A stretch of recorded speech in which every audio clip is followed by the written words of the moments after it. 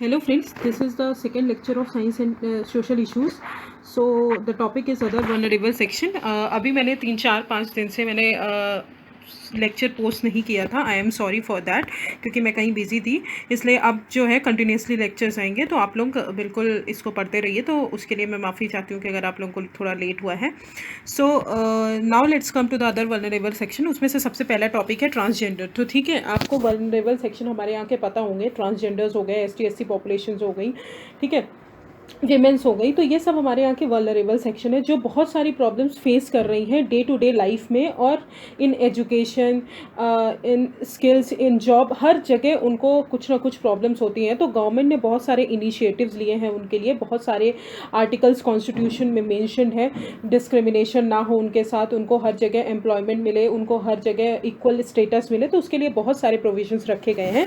तो सबसे पहला टॉपिक है उसमें ट्रांसजेंडर. ट्रांसजेंडर बहुत ज़्यादा न्यूज़ में था 3-4 सालों से, क्योंकि उनको बिल्कुल भी राइट्स नहीं मिल रहे थे. वो हर जगह डिस्क्रिमिनेशन उनके खिलाफ, उनके अगेंस्ट फेस किया जा रहा था. वो बहुत ही डिस्क्रिमिनेटेड कम्युनिटी थी. तो इसलिए उनको इक्वल स्टेटस देने के लिए सबसे पहले गवर्नमेंट ने ट्रांसजेंडर पर्सन एक्ट पास किया 2019 का. उसके अंदर उन्होंने national council for transgender person जो है कॉन्स्टिट्यूट किया, बनाया. ठीक है, तो national council for transgender person जो है, ये आपके लिए इंपॉर्टेंट हो जाता है कि नेशनल काउंसिल फॉर ट्रांसजेंडर जो है वो कौन सी है? स्टैट्यूटरी बॉडी है. स्टैट्यूटरी बॉडी मतलब जो किसी एक्ट के द्वारा क्रिएट की गई है. ठीक है, तो ट्रांसजेंडर पर्सन एक्ट 2019 जो है वो national council for transgender person create किया है, जिसका टर्म क्या है? Ex officio. जो भी उसके एक्स ऑफिशियो मेंबर्स से अलग जो मेंबर्स हैं, और भी मेंबर्स आते हैं जो ऑफिशियल मेंबर्स हैं, उनका टर्म्स जो है 3 years का टर्म्स है. ठीक है, तो सबसे important cheese, national council for transgender person जो है, it is N statutory body. इनका टर्म कितने साल का होता है? 3 साल का होता है. अब हम देख लेते हैं कौन कौन से मेंबर होते हैं. तो सबसे पहले national council for transgender person के चेयरमैन कौन होगा? Union minister of social justice. तो चेयरमैन कौन होगा? Minister of social justice. जो यूनियन के मिनिस्टर ऑफ सोशल जस्टिस होंगे वो चेयरमैन होंगे. वाइस चेयरपर्सन कौन होगा? जो भी मेंबर होंगे स्टेट फॉर सोशल जस्टिस के जो भी मेंबर होंगे, वो उसके मिनिस्टर जो होंगे वो वाइस चेयरपर्सन होंगे. ठीक है, और अदर मेंबर्स कौन कौन से होंगे? हेल्थ के होंगे, होम मिनिस्ट्री के होंगे, माइनॉरिटी अफेयर्स के होंगे, education, rural development, labour law. ठीक है, member from department of pension, pension commission, pension के होंगे, नीति आयोग के होंगे, NHRC के, और नेशनल NCW के. ठीक है, रिप्रेजेंटेशन जो है 5 स्टेट से होगा और यूटीज से होगा on rotational basis.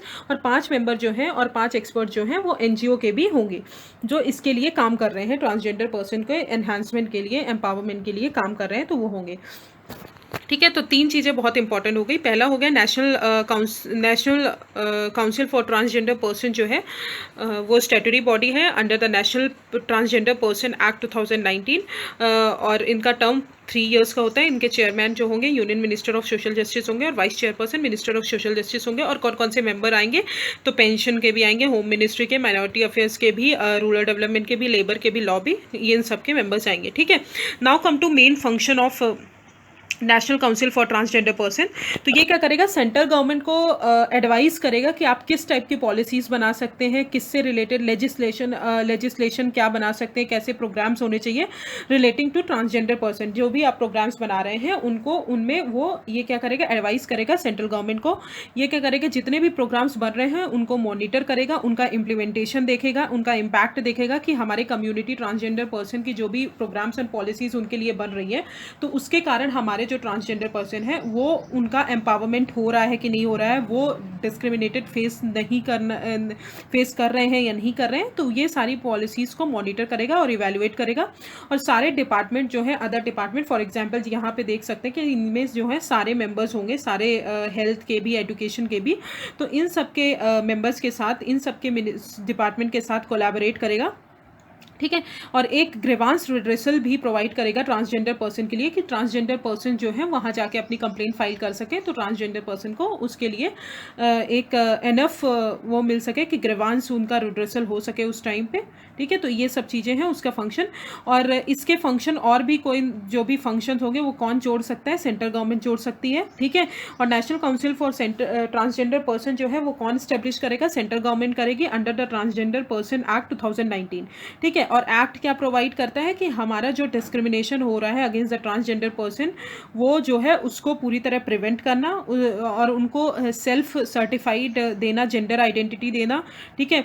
Welfare measures जो है गवर्नमेंट जो कर रही है उनके तक पहुंचाना, ऑफेंसेस और पेनल्टीज प्रोविजन हो इस एक्ट के अंदर मेंशन है कि अगर जो भी ये एक्ट फॉलो नहीं कर रहा है तो उनसे रिलेटेड क्या पेनल्टीज हो सकती है, क्या प्रोविजन, क्या ऑफेंसेस हो सकते हैं। तो ये हो गया national council for transgender person. Now let's come to the act.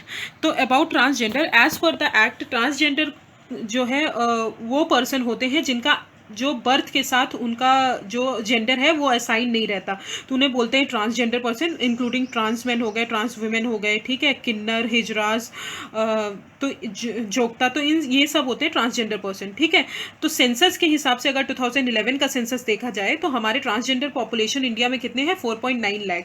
तो please note it down, transgender population जो है इंडिया में 4.9 लाख है। ये आपके मेंस के लिए बहुत काम आएगा, क्योंकि मेंस में जनरली हमको डेटा रिलेटेड फैक्ट देने पड़ते हैं कि अगर हमको पूछ लिया जाए कि ट्रांसजेंडर पर्सन एक्ट 2019 का आप क्रिटिकली एग्जामाइन करिए, तो you should mention the data as per the, जैसे आप इंट्रोडक्शन में मेंशन कर सकते हैं कि सेंसस 2011 के हिसाब से ट्रांसजेंडर पॉपुलेशन जो है 4.9 लाख है इंडिया में। और हाईएस्ट प्रोपोर्शन कहाँ पे है ट्रांसजेंडर पर्सन की, उत्तर प्रदेश में है, फिर आंध्र प्रदेश, महाराष्ट्र, बिहार, मध्य प्रदेश एंड वेस्ट बंगाल। तो सबसे ज़्यादा ट्रांसजेंडर पर्सन कहाँ पे है, उत्तर प्रदेश में है, ठीक है। तो ये हो गया। Then now let's come to other provisions regarding under the transgender person protection of right act 2019। तो सबसे पहले एक्ट का एम क्या है कि वो ट्रांसजेंडर पर्सन को प्रोटेक्ट करेगा। ऑब्वियसली उनके लिए बन रहा है तो उनको प्रोटेक्ट करेगा। कैसे प्रोटेक्ट करेगा, उनको राइट्स दे के प्रोटेक्ट करेगा, ठीक है, उनके लिए वेलफेयर प्रोविजंस बना के प्रोटेक्ट करेगा। तो इसमें क्या है, जो सर्टिफिकेट है आइडेंटिटी, जो भी ट्रांसजेंडर पर्सन की आइडेंटिटी का सर्टिफिकेट कौन प्रोवाइड करेगा, जब ट्रांसजेंडर पर्सन जो है वो डिस्ट्रिक्ट मजिस्ट्रेट के पास जाके एप्लीकेशन फाइल करेगा कि मैं ट्रांसजेंडर पर्सन हूँ, मुझे सर्टिफिकेट चाहिए ट्रांसजेंडर आइडेंटिटी का। तो डिस्ट्रिक्ट मजिस्ट्रेट जो है वो ट्रांसजेंडर सर्टिफिकेट इशू करेगा, उसमें इंडिकेटिंग कि उनका जेंडर जो है वो ट्रांसजेंडर है, ठीक है। तो डिस्ट्रिक्ट मजिस्ट्रेट, तो आप बहुत अच्छे से याद कर लीजिए कि ये जो है सुप्रीम कोर्ट का 2018 का जजमेंट था उससे बिल्कुल ही अलग है। सुप्रीम कोर्ट ने बोला था कि वहाँ पे सेल्फ सर्टिफिकेशन होना चाहिए, कि मतलब ट्रांसजेंडर पर्सन ने बोल दिया कि हम ट्रांसजेंडर हैं तो उनका सेल्फ सर्टिफिकेशन हो गया। बट यहाँ पे क्या कर दिया गया है इस एक्ट में कि उन्होंने एक्ट में बोल दिया कि डिस्ट्रिक्ट मजिस्ट्रेट जो है वो सर्टिफिकेट प्रोवाइड करेगा ट्रांसजेंडर पर्सन को, ना कि सेल्फ सर्टिफिकेशन होगा। तो इसी के कारण ये बहुत ज़्यादा न्यूज़ में था। प्रोविजंस जो है ये कॉन्ट्रोवर्शियल है सुप्रीम कोर्ट के जजमेंट के हिसाब से, क्योंकि सुप्रीम कोर्ट के जजमेंट अलग है और ये एक्ट अलग बोल रहा है, तो इसके कारण ये बहुत इशू में था। तो यहाँ पे क्या है, एक्ट के अंदर क्या बोला है कि डिस्ट्रिक्ट मजिस्ट्रेट जो है वो ट्रांसजेंडर पर्सन को सर्टिफिकेट प्रोवाइड करेगा, ठीक है। रिवाइज सर्टिफिकेट जो है वो अगर सर्टिफिकेट को आपको रिवाइज करना है तो वो तभी रिवाइज किया जाएगा जब इंडिविजुअल जो है जो भी ट्रांसजेंडर पर्सन है वो या तो सर्जरी कराता है मेल या फीमेल बनने के लिए, तभी वो सर्टिफिकेट रिवाइव किया जाएगा, ठीक है। फिर वेलफेयर मेजर्स जो है गवर्नमेंट लेगी, जो कि वोकेशनल ट्रेनिंग, सेल्फ एम्प्लॉयमेंट, ये सब चीज़ों के लिए, एजुकेशन के लिए उनके वेलफेयर मेजर्स जो है गवर्नमेंट लेगी। ऑफेंसेस एंड पेनल्टीज़ क्या है, पेनल्टीज़ जो है वो वेरी करेगा 6 मंथ से 2 ईयर्स तक। अगर कोई ऑफेंस करता है तो पेनल्टीज़ कितना लगेगा, 6 मंथ से 2 ईयर तक आपको इम्प्रिजनमेंट हो सकता है और फाइन, ठीक है। और जैसे कि फोर्स और बॉन्डेड लेबर आप वो कर रहे हो, ठीक है, पब्लिक प्लेसेस पे उनकी सर्विसेज को डिनाइल दे रहे हो, ठीक है, हाउस होल्ड उनको नहीं प्रोवाइड कर रहे हो, सेक्सुअल एब्यूज़, इमोशनल एब्यूज़ हो रहा है, ठीक है। और हेल्थ केयर में भी गवर्नमेंट ने बोला है, इस एक्ट के अंदर हेल्थ केयर के भी मेंशन है कि गवर्नमेंट जो है वो हेल्थ फैसिलिटीज़ प्रोवाइड करेगा ट्रांसजेंडर पर्सन को, ठीक है, इंक्लूडिंग HIV सर्विलेंस सेंटर भी प्रोवाइड करेगा, सेक्स रीअसाइनमेंट सर्जरीज भी प्रोवाइड करेगा, ठीक है। तो ये सब चीज़ें वो प्रोवाइड करेगा। गवर्नमेंट जो है मेडिकल करिकुलम बनाएगा उनके हेल्थ इश्यूज़ को एड्रेस करने के लिए। तो ये सब चीज़ें एक्ट के अंदर मेंशन है। तो एक्ट के अंदर एक चीज़ नहीं मेंशन है कि रिजर्वेशन जो है ट्रांसजेंडर पर्सन को एक्ट के अंदर मेंशन नहीं है किसी भी एजुकेशनल इंस्टीट्यूशन में, और ना ही जॉब्स में। तो यहाँ पे जो है रिजर्वेशन कहीं पर भी ट्रांसजेंडर पर्सन को नहीं प्रोवाइड किया गया है एक्ट के अंदर। तो ये सबसे बड़ा इशू था कि आप ट्रांसजेंडर पर्सन को रिजर्वेशन नहीं प्रोवाइड कर रहे हो, क्योंकि सुप्रीम कोर्ट के जजमेंट में मेंशन था। ठीक है, तो ये भी एक्ट के अंदर इंक्लूड नहीं किया गया है। तो आप ये पॉइंट ज़रूर नोट कर लीजिए कि रिजर्वेशन कहीं पर भी नहीं प्रोवाइड किया गया है ट्रांसजेंडर पर्सन को अंडर द एक्ट। ठीक है, एक्ट जो है वो 12 टाइप के डिस्क्रिमिनेशन जो भी फेस कर रहे हैं उनको प्रोहिबिट करता है। जैसे कि एजुकेशन में आप कोई डिस्क्रिमिनेशन नहीं कर सकते, एम्प्लॉयमेंट में नहीं कर सकते, हेल्थ केयर में नहीं कर सकते, एक्सेस और टू और इन्जॉयमेंट ऑफ गुड्स फैसिलिटीज़ और इनमें राइट टू मूवमेंट में नहीं करते, reside rent otherwise occupy property में भी, अपॉर्चुनिटी टू होल्ड पब्लिक और private office and access to government और प्राइवेट एस्टेब्लिशमेंट, वहाँ पे भी ट्रांसजेंडर पर्सन का डिस्क्रिमिनेशन नहीं होगा। तो अगर क्वेश्चन आता है कि जो एक्ट है वो पूरी तरह हर मतलब सारे तरीके की डिस्क्रिमिनेशन को प्रोहिबिट कर रहा है, बट तो ये जो स्टेटमेंट है वो रॉन्ग हो जाएगा, क्योंकि एक्ट जो है 12 टाइप के डिस्क्रिमिनेशन से प्रोहिबिट कर रहा है ट्रांसजेंडर पर्सन को।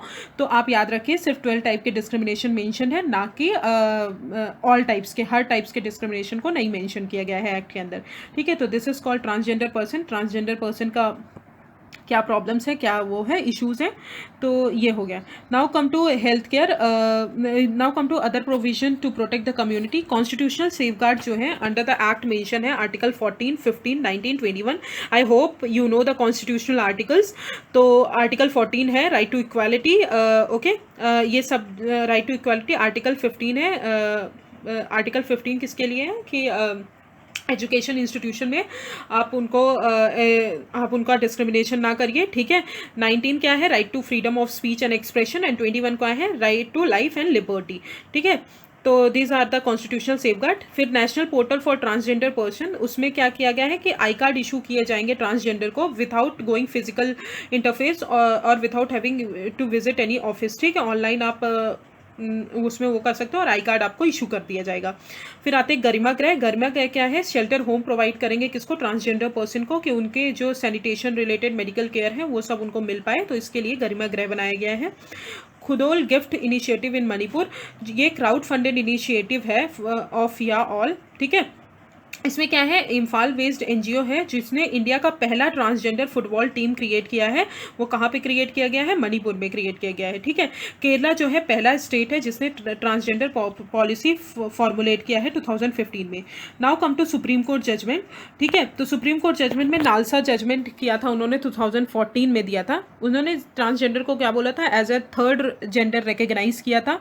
उनको बोला था कि आर्टिकल 21 के अंदर उनको right to life and personal liberty है। ठीक है, उनको स्टेट को डायरेक्ट किया था कि वो रिजर्वेशन प्रोवाइड करे पब्लिक एजुकेशन एंड एम्प्लॉयमेंट के अंदर, जो कि एक्ट के अंदर नहीं प्रोवाइड किया गया है। डायरेक्टेड दैट द स्टेट जो है स्पेशल प्रोविजन बनाए regarding the HIV serological survey for transgender person, health facilities provide करें और सोशल वेलफेयर स्कीम्स जो हैं वो ट्रांसजेंडर पर्सन को प्रोवाइड करें। ठीक है, तो ये था नालसा जजमेंट। तो नालसा जजमेंट किससे रिलेटेड है, ट्रांसजेंडर पर्सन से रिलेटेड है, 2014 में दिया गया था। फिर आते हैं नवतेज सिंह जोहर वर्सेस यूनियन ऑफ इंडिया। उसमें सुप्रीम कोर्ट ने होमोसेक्सुअलिटी को डीक्रिमिनलाइज किया था, मतलब सेक्शन 377 जो था IPC का, उसको डीक्रिमिनलाइज किया था 2018 में। तो now let's come to the transgender person protection of right rules 2020। ये किसने बनाया है, ministry of social justice and empowerment ने फ्रेम किया है ये रूल्स। तो आप हमेशा याद रखें जब भी कोई रिलेटेड मतलब ST/SC पॉपुलेशन हो गया और इन सब हो गए, इससे रिलेटेड जनरली कौन सी मिनिस्ट्री होती है, ministry of social justice and empowerment. तो इसने अभी ट्रांसजेंडर पर्सन रूल्स 2020 को फ्रेम किया गया है। तो ये रूल्स किस एक्ट के अंदर इशू किए गए हैं, transgender person protection of right act 2019 के अंदर मेंशन किए गए हैं। इस रूल्स के की फीचर्स क्या हैं, तो डिस्ट्रिक्ट मजिस्ट्रेट जो है वो सर्टिफाई करेगा जेंडर पर्सन का बिना फिजिकल कांटेक्ट और फिजिकल एग्जामिनेशन के, मतलब जनरली उनका फिजिकल एग्जामिनेशन नहीं किया जाएगा, मेडिकल एग्जामिनेशन नहीं किया जाएगा कि वो ट्रांसजेंडर पर्सन है या नहीं है, तो उसके बिना ही उनको जेंडर जो है सर्टिफाई किया जाएगा। वेलफेयर जो है स्कीम्स जो है वेलफेयर बोर्ड्स जो हैं वो स्टेट गवर्नमेंट कॉन्स्टिट्यूट बनाएगा ट्रांसजेंडर पर्सन के लिए कि उनका राइट जो है रिकग्नाइज हो सके। और जो भी सेंटर जो है वेलफेयर मेजर्स वो कर रहे हैं, जो भी स्कीम्स सेंटर बना रही है, वो स्कीम्स का जो बेनिफिट है वो ट्रांसजेंडर पर्सन तक पहुंच सके।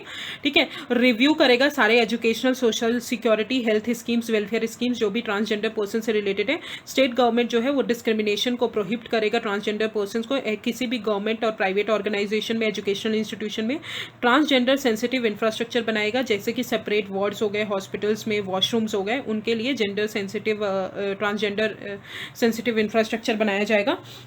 स्टेट गवर्नमेंट जो है ट्रांसजेंडर प्रोटेक्शन सेल क्रिएट करेगा, जो भी ऑफेंसेस है अगेंस्ट द ट्रांसजेंडर पर्सन उनको रजिस्टर करने के लिए ट्रांसजेंडर प्रोटेक्शन सेल कौन बनाएगा? स्टेट गवर्नमेंट बनाएगा। तो दीज आर द रूल्स। फिर आते हैं India work place equality index, very important index हमेशा एक न्यूज़ में पूछता है, तो आप अच्छे से याद कर लीजिए कि India work place equality index कौन क्रिएट किया है? केशव सूरी फाउंडेशन है, उसने क्रिएट किया है in partnership with pride circle and Stonewell UK फिकी। ठीक है, तो इन तीनों ने मिलकर ये क्रिएट किया है। ये क्या है? इंडिया का पहला कॉम्प्रिहेंसिव बेंचमार्क टूल है for employers to measure their progress. ठीक है, एम्प्लॉयर्स की अपना प्रोग्रेस मेजर कर सके। LGBT प्लस इंक्लूजन जो कम्युनिटी है उनको कितना एम्प्लॉय में इंक्लूड किया जाता है वर्क प्लेस में। ठीक है, तो इसके लिए लॉन्च किया गया है। ये इंडेक्स जो है 9 एरियाज में मेजर किया जाता है: policies and benefits, employees life circle, employee network group, allies and roles models, leadership, senior leadership, monitoring, procurement, community engagement and additional work. तो दीज आर द 9 एरियाज जिसमें मेजर किया जाता है। कौन निकालता है? India work place equality index Keshav Suri foundation जो है वो निकालती है in partnership with pride circle, Stonewall UK and FICCI. ठीक है, तो इन तीनों को मिलके ये निकाला जाता है। ठीक है, तो ये हो गया हमारा सबसे पहले ट्रांसजेंडर। तो हमने ट्रांसजेंडर खत्म कर लिया। सबसे पहले हमने पढ़ा national council for transgender person क्या होता है, ठीक है, क्या है, स्टैट्यूटरी बॉडी है। फिर हमने पढ़ा ट्रांसजेंडर पर्सन एक्ट 2019 का। फिर हमने सुप्रीम कोर्ट का जजमेंट पढ़ा जो कि नालसा जजमेंट था, और Navtej Singh versus union of India किस लिए है, सेक्शन 377 को डिक्रिमिनलाइज किया है। तो और डिफरेंस क्या है सुप्रीम कोर्ट के जजमेंट में और ट्रांसजेंडर पर्सन एक्ट जो बना है उसमें, उसके जजमेंट में। फिर हमने पढ़ा ट्रांसजेंडर पर्सन रूल्स 2020 जो कि कौन निकालता है, ministry of social justice and empowerment ने फ्रेम किया है। तो उसमें क्या क्या प्रोविजंस हैं, क्या क्या फीचर्स हैं उसके, तो हमने वो पढ़ा। फिर हमने पढ़ा इंडिया का वर्क प्लेस इक्वालिटी इंडेक्स कौन निकालता है, केशव सूरी फाउंडेशन की। LGBTQ कम्युनिटी जो है आप कितना इंक्लूड करते हो अपने एम्प्लॉयज़ में, कितना उनको वर्क प्लेस में मिलता है वो, तो उसके लिए ये India work place equality index. तो दिस इज़ द ट्रांसजेंडर खत्म हो गया। Now come to right of person with disability act 2016। तो डिसेबिलिटी जो है, अब हम आते हैं, डिसेबिलिटी भी एक टाइप का वल्नरेबल सेक्शंस के होते हैं, पॉपुलेशन होते हैं जिनको एम्प्लॉयमेंट, एजुकेशन और इन सब में बहुत ज़्यादा प्रॉब्लम फेस करनी पड़ती है। वो अपने आप को लोगों से कम समझते हैं कि हम कुछ नहीं कर सकते, हमारे साथ ऐसा हुआ है, हमारा पैर टूटा है या हमको दिखता नहीं है, तो हमारे साथ ये सब प्रॉब्लम्स है। तो उसके लिए भी गवर्नमेंट ने बहुत सारी स्कीम्स बनाई हैं, उनको एम्पावर किया है कि वो आगे बढ़कर आएँ और अपनी एम्प्लॉयमेंट में हिस्सा लें, अपने इंडिया को आगे बढ़ा सकें हर सेक्टर्स में। तो उनको भी as an general population like उनको भी इंक्लूड करने की कोशिश की है, अपने मेन स्ट्रीम में लाने की कोशिश की है कि वो भी जाके पीछे ना बैठें, वो भी आगे आके अपना हिस्सा लें और अपना एजुकेशन लेवल बढ़ाएं। तो इन सब चीज़ों के लिए right of person with disability act 2016 government ने पास किया था। तो गवर्नमेंट ने अभी इसको देखा है कि इसको अमेंड किया जाए। तो उन्होंने अमेंडमेंट किस लिए बोला है कि जो भी माइनर ऑफेंसेस हैं, जिसमें माइनर ऑफेंसेस में लोगों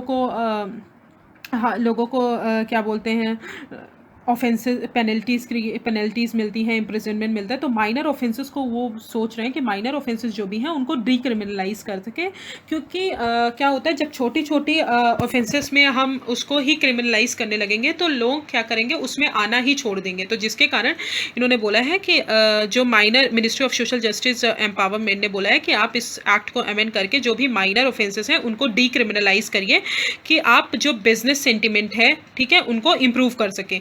ये क्या करेगा, ये जो है रिस्क जो है इम्प्रिजनमेंट का उसको ख़त्म करेगा। ठीक है, जो भी मेलाफाइड इंटेंट, मतलब जैसे किसी का मेलाफाइड इंटेंट नहीं है, ठीक है, कोई कुछ ऐसा नहीं करना चाहता है बट गलती से उसका हो जाता है, माइनर ऑफेंस होता है, तो उसके कारण उसको जो है हम इम्प्रिजनमेंट ना दें, उनको हम इम्प्रिजनमेंट से प्रिवेंट करें, ठीक है। तो uncertainty in legal process and time taken for resolution in the court hurts the ease of doing business. तो इसके कारण क्या होगा, जो भी हमारा बहुत सारे केसेस, अगर माइनर ऑफेंसेस को भी हम लेने लगेंगे तो हमारे केसेस भी कोर्ट में डिले भी ज़्यादा होने लगेंगे, जिसके कारण हमको प्रॉब्लम होगी। तो इसलिए इसके कारण क्या होगा, ईज ऑफ डूइंग बिजनेस भी हमारा बढ़ेगा और हमारा जो भी चीज़ें हैं, टाइम, जो भी टाइम लगता है वो भी हमारा कम होगा। बट बहुत सारे एक्टिविस्ट बोला है कि ये जो है, ये जो प्रोविजंस हैं वो क्या करेंगे, जो right to person with disability है उस एक्ट को वायलेट करेंगे, उसको पूरी तरह जितना भी इफेक्टिवनेस है उस एक्ट का उसको वायलेट कर देंगे। तो इसलिए बहुत सारे लोगों ने बोला अमेंड करने के लिए, बहुत सारे लोगों ने बोला है अमेंड ना करें। Now let's come to the data. As per census 2011, about कितने 2.68 करोड़ पर्सन जो है हमारे इंडिया में डिसेबल्ड हैं, ठीक है, जिसमें से 44% जो है वो विमेन है डिसेबल्ड और 56% जो है मेन है डिसेबल्ड। तो आप यहाँ से याद कर लीजिए कि मेन जो है वो ज़्यादा डिसेबल्ड है एज कंपेरिजन टू वुमेन, ठीक है। तो 56% मेन डिसेबल्ड है एंड 44% वीमेन डिसेबल्ड है, ठीक है। Now come to right to person with disability act 2016। तो ये एक्ट सबसे पहले किसको रिप्लेस किया है, 1995 के एक्ट को रिप्लेस किया है। एक्ट ने कौन से ऑब्लिगेशन को फुलफिल किया है, यूएन कन्वेंशन और right of person with disability, जिसका इंडिया सिग्नेटरी है, उसको ये ऑब्लिगेशन को फुलफिल कर रहा है। ये क्या करेगा, जो पर्सन विद डिसेबिलिटी है उनको इक्वालिटी प्रोवाइड करेगा, डिग्निटी प्रोवाइड करेगा, ठीक है, उनकी खुद की इंटीग्रिटी को रिस्पेक्ट करेंगे, ठीक है। और ये जो है 21 टाइप्स ऑफ डिसेबिलिटी को कवर करता है। आप याद रखिए, हर टाइप की डिसेबिलिटी को नहीं कवर करता, सिर्फ 21 टाइप की डिसेबिलिटी को कवर करता है। और सेंटर जो है बाद में डिसेबिलिटीज़ जो है इसके अंदर इंक्लूड भी कर सकता है, ठीक है। तो सेंट्रल गवर्नमेंट को पावर है कि वो डिसेबिलिटी इंक्लूड कर सके। पर्सन जिनकी बेंचमार्क डिसेबिलिटी है, वो बेंचमार्क डिसेबिलिटी डिफाइन किया गया कि 40% जो है एटलीस्ट डिसेबल होना चाहिए, तब उनको हम बेंचमार्क डिसेबिलिटी बोलेंगे, ठीक है। और हर चाइल्ड जो भी बेंचमार्क डिसेबिलिटी से पीरियड है, मतलब जितना 40% से ज़्यादा डिसेबल है, उनको 6 से 18 साल तक के जो भी बच्चे हैं सॉरी, जो भी 40% डिसेबल हैं, 6 से 18 साल के तक के बच्चे, उनको फ्री एजुकेशन प्रोवाइड किया जाएगा, ठीक है, हर चाइल्ड को, ठीक है। नाउ कम टू रिजर्वेशन जो है इसके अंदर एक्ट के अंदर क्या दिया है, हायर एजुकेशन में नॉट लेस देन 5%, मतलब 4% आपको हायर एजुकेशन में रिजर्वेशन मिलेगा, और गवर्नमेंट जॉब में नॉट लेस देन 4%, ठीक है। तो नॉट लेस देन 4% कहाँ पे मिलेगा, गवर्नमेंट जॉब में। नॉट लेस देन 5% कहाँ पे मिलेगा, हायर एजुकेशन में आपको रिजर्वेशन प्रोवाइड किया जाएगा। तो पर्सन विद डिसेबिलिटी को उन्होंने एजुकेशन में और एम्प्लॉयमेंट में रिजर्वेशन प्रोवाइड किया है, बट ट्रांसजेंडर पर्सन को नहीं किया है। तो जस्ट मेंशन इन दैट, ठीक है। फिर आते हैं UN's guidelines on access to social. तो सबसे पहले हम ये एक्ट पूरा देख लेते हैं, फिर उसके बाद आते हैं, इन्होंने जो प्राइवेट इस्टेब्लिशमेंट है उनको भी अपने एक्ट के एम्बिट के अंदर लाया गया है। बट प्राइवेट इस्टेब्लिशमेंट को ये नहीं बोला है कि मैंडेटरी आप ज़रूरी ही है कि आप पर्सन विद डिसेबिलिटी को अपॉइंट करेंगे, बट उनके ऊपर सर्टेन ऑब्लिगेशन इम्पोज किए गए हैं, ठीक है। मैंडेटरी नहीं है कि आप अपॉइंट ही करो, बट कुछ ऑब्लिगेशन मेंटेन किए गए हैं कि आप ये सब डिस्क्रिमिनेशन नहीं करेंगे उनके अगेंस्ट और ये सब नहीं करेंगे। तो ये प्राइवेट इस्टेब्लिशमेंट को भी अपने अंदर आता है। राइट टू एजुकेशन प्रोवाइड किया है, एम्प्लॉयमेंट प्रोवाइड किया है, लाइवलीहुड रिजर्वेशन प्रोवाइड किया है, पेनल्टीज और इम्प्रिजनमेंट भी प्रोवाइड किया है, ऑफेंसेस अगर कोई पर्सन विद डिसेबिलिटी को दे रहा है, ठीक है। स्पेशल कोड्स बनाए गए हैं हर डिस्ट्रिक्ट में कि अगर ये एक्ट वायलेट हो रहा है तो ये आप इससे रिलेटेड केसेस हैंडल करिए। फिर broad based central and state advisory board on disability setup किया गया है, जो कि apex policy making body centre और स्टेट लेवल पे सेटअप की गई है, जो कि अपेक्स पॉलिसी मेकिंग बॉडी की तरह एक्ट करेगी। फिर नेशनल एंड स्टेट फंड जो है क्रिएट किया गया है, जो कि फाइनेंशियल सपोर्ट प्रोवाइड करेगा किसको, पर्सन जो भी डिसेबल हैं।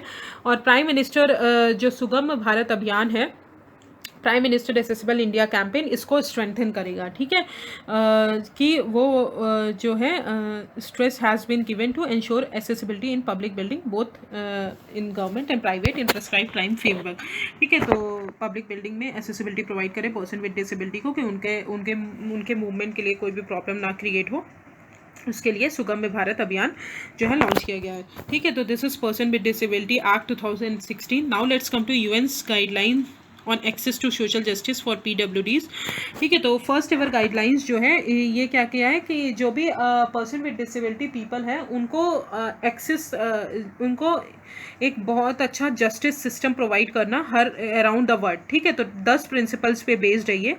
कोई भी डिसेबल पर्सन जो है वो उसको जस्टिस मिलने से रोका नहीं जाएगा, ठीक है। फैसिलिटीज़ और सर्विसेज जो हैं वो यूनिवर्सली उनकी एक्सेसिबल होंगी, कि आप कहीं भी जाएं आपको जस्टिस मिलेगा।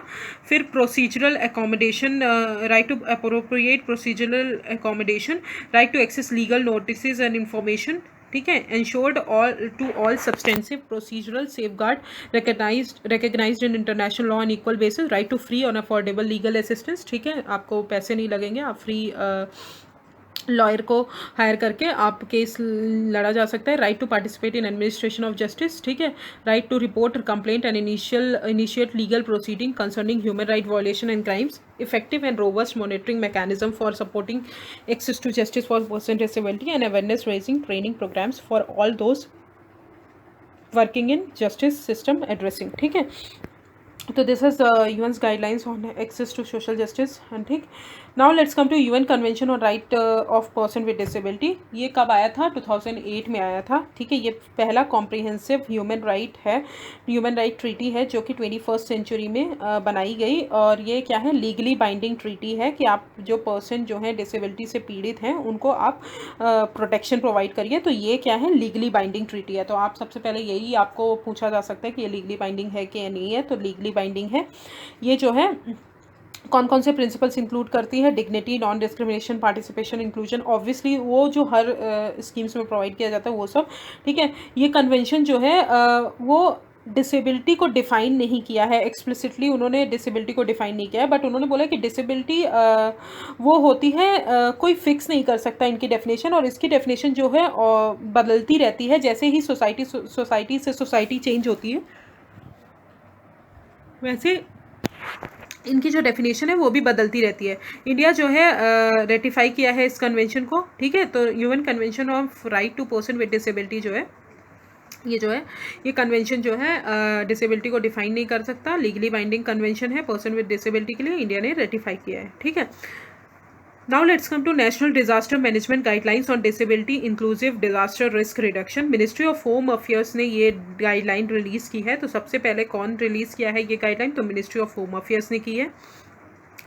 ये किस पे फोकस है? कि जो भी डिज़ास्टर्स हैं, जो भी पर्सन विद डिसेबिलिटी को इम्पैक्ट करते हैं, उन डिज़ास्टर्स को रिड्यूस करने के लिए, उनके इम्पैक्ट को रिड्यूस करने के लिए ये लॉन्च किया गया है। ये गाइडलाइंस जो है प्रैक्टिकल डायरेक्शन प्रोवाइड करती हैं कि आप कैसे इम्प्लीमेंट कर सकते हो disaster inclusive disability inclusive disaster risk reduction, कैसे आप वो कर सकते हो, इम्प्लीमेंट कर सकते हो। तो ये गाइडलाइन ये सब प्रोवाइड कर सकता है, और मिनिस्ट्री ऑफ होम अफेयर्स इस गाइडलाइन को रिलीज़ करती है। फिर आते हैं assistance to disabled person for purchasing fitting of aids appliances scheme. तो ADIP स्कीम, ठीक है। ADIP स्कीम किसकी होगी? Obviously ministry of social justice and empowerment की। तो सबसे पहले आपको यही पता होना चाहिए कि स्कीम कौन सी मिनिस्ट्री में आती है। तो ministry of social justice and empowerment के अंदर आती है। और इम्प्लीमेंटिंग एजेंसीज कौन कौन सी हैं? NGOs हैं, national institute under ministry and ALI-MCO जो है एक PSU है, वो इन सबको इसको इम्प्लीमेंट करेगा, इस स्कीम्स को। इस स्कीम का ऑब्जेक्टिव क्या है? जो भी नीडी डिसेबल पर्सन है उनको एक स्पेशल क्या बोलते हैं, रिहेबिलिटेशन सेंटर प्रोवाइड करना, ठीक है। जो उनको अप्लाइंसेस प्रोवाइड करना, manufactured modern durable appliances provide करना, कि वो जो है अपना जो कैपेसिटी है उनको एनहांस कर सके, और उस कैपेसिटी को एनहांस करने के बाद एक इकोनॉमिक टर्म्स में कंट्री को कंट्रीब्यूट कर सके, अपना इकोनॉमिक पोटेंशियल बढ़ा सके। तो उसके लिए ये लॉन्च किया गया है। तो मिनिस्ट्री ऑफ सोशल जस्टिस ने लॉन्च किया है। इम्प्लीमेंट कौन करेगा? NGO और बहुत सारी मिनिस्ट्रीज जो हैं वो इसको इम्प्लीमेंट करेगी। ठीक है, तो दिस इज़ डिसेबल पर्सन। ठीक है, तो ट्रांसजेंडर हो गया, डिसेबल्ड हो गया। ठीक है, now let's come to schedule caste. Okay, तो शेड्यूल कास्ट तो बहुत ही इम्पॉर्टेंट है। ST and SCs they are very important, they are as the मतलब इनके साथ अभी भी वर्स्ट सिचुएशन देखा जाता है। अगर आप शहरों में तो ठीक है, लोग जो एम्प्लॉयमेंट एजुकेटेड लोग हैं तो थोड़ा बहुत कम भी करते हैं डिस्क्रिमिनेशन, बट गांव में आज भी आप जाएंगे तो बहुत ज़्यादा डिस्क्रिमिनेशन होता है इनके अगेंस्ट। क्योंकि जनरली मैं भी एक गांव से ही बिलोंग करती हूँ, तो वहाँ पे भी बहुत ज़्यादा डिस्क्रिमिनेशन फेस होता है इनके अगेंस्ट। तो अभी भी ये फेस कर रहे हैं, इसलिए आप लोग अगर रिजर्वेशन के अगेंस्ट प्रोटेस्ट कर रहे हैं तो आप प्लीज़ कास्ट के भी अगेंस्ट प्रोटेस्ट करिए, बिकॉज ये बहुत ज़रूरी हो जाता है कि हमारे जो नीचे तबके के लोग हैं उनको भी हम आगे बढ़ा के लाएं, ना कि हम आगे बढ़ना चाहें। तो इसलिए वह बहुत ज़्यादा ज़रूरी है इस चीज़ को लेकर। आप थोड़ा सोचिएगा ज़रूर, और आप मुझे कमेंट सेक्शन में बताइएगा कि आप क्या चाहते हैं कि रिजर्वेशन देना चाहिए या नहीं देना चाहिए, बट आप मुझे बताइएगा। ठीक है, now let's come to SC schedule caste. सबसे पहला स्कीम जो है इसके अंदर बहुत इंपॉर्टेंट स्कीम है असीम स्कीम। ठीक है, Ambedkar social innovation and incubation mission. तो सबसे पहले आप जनरली शॉर्ट फॉर्म में पूछा जाता है, टेस्ट सीरीज़ आपने अगर लगाई होगी तो बहुत सारी टेस्ट सीरीज़ में असीम जो स्कीम है वो किससे रिलेटेड है। तो सबसे पहले ये किससे रिलेटेड है, शेड्यूल कास्ट से रिलेटेड है, तो SC से रिलेटेड है, ना कि ST से। ठीक है, तो सबसे पहले यही पता होना चाहिए। दूसरा, इसकी मिनिस्ट्री कौन सी है, ministry of social justice and empowerment. मैंने आपको बताया था कि जनरली जो वल्नरेबल सेक्शन है उससे रिलेटेड इसकी जो मिनिस्ट्री जो उनके लिए वर्क करती है वो ministry of social justice and empowerment है। तो ठीक है, तो असीम जो स्कीम है वो किसके अंदर आती है, ministry of social justice and empowerment के अंदर आती है। ठीक है, वो किसके लिए लॉन्च किया है, ये स्कीम किसके लिए, शेड्यूल कास्ट के लिए है। ये किस लिए, इनोवेशन स्कीम है। ठीक है, इनोवेशन एंड इंक्यूबेशन, आपको इसके फुल फॉर्म से ही समझ में आ रहा है कि इनोवेशन प्रोवाइड करने के लिए ये स्कीम है। ठीक है, किस चीज़ में इनोवेशन प्रोवाइड करने के लिए स्कीम है, हायर एजुकेशनल इंस्टीट्यूशन में। ठीक है, तो आप ये भी याद कर लीजिए। सबसे पहले 4-5 पॉइंट फैक्ट है इसके। असीम जो है किसके लिए लॉन्च की है, कौन सी ministry, ministry of social justice and empowerment. किसके लिए, शेड्यूल कास्ट के लिए। किस चीज़ के लिए, इनोवेशन के लिए। इनोवेशन किस चीज़ में, हायर एजुकेशन इंस्टीट्यूशन में। ओके, तो these are the 4 things you have to mug it up, क्योंकि ये बहुत इंपॉर्टेंट है। ये 4 चीज़ें अगर आपको पता होंगी तो उसके बाद आपको क्वेश्चन लगाने में बहुत आसानी होगी।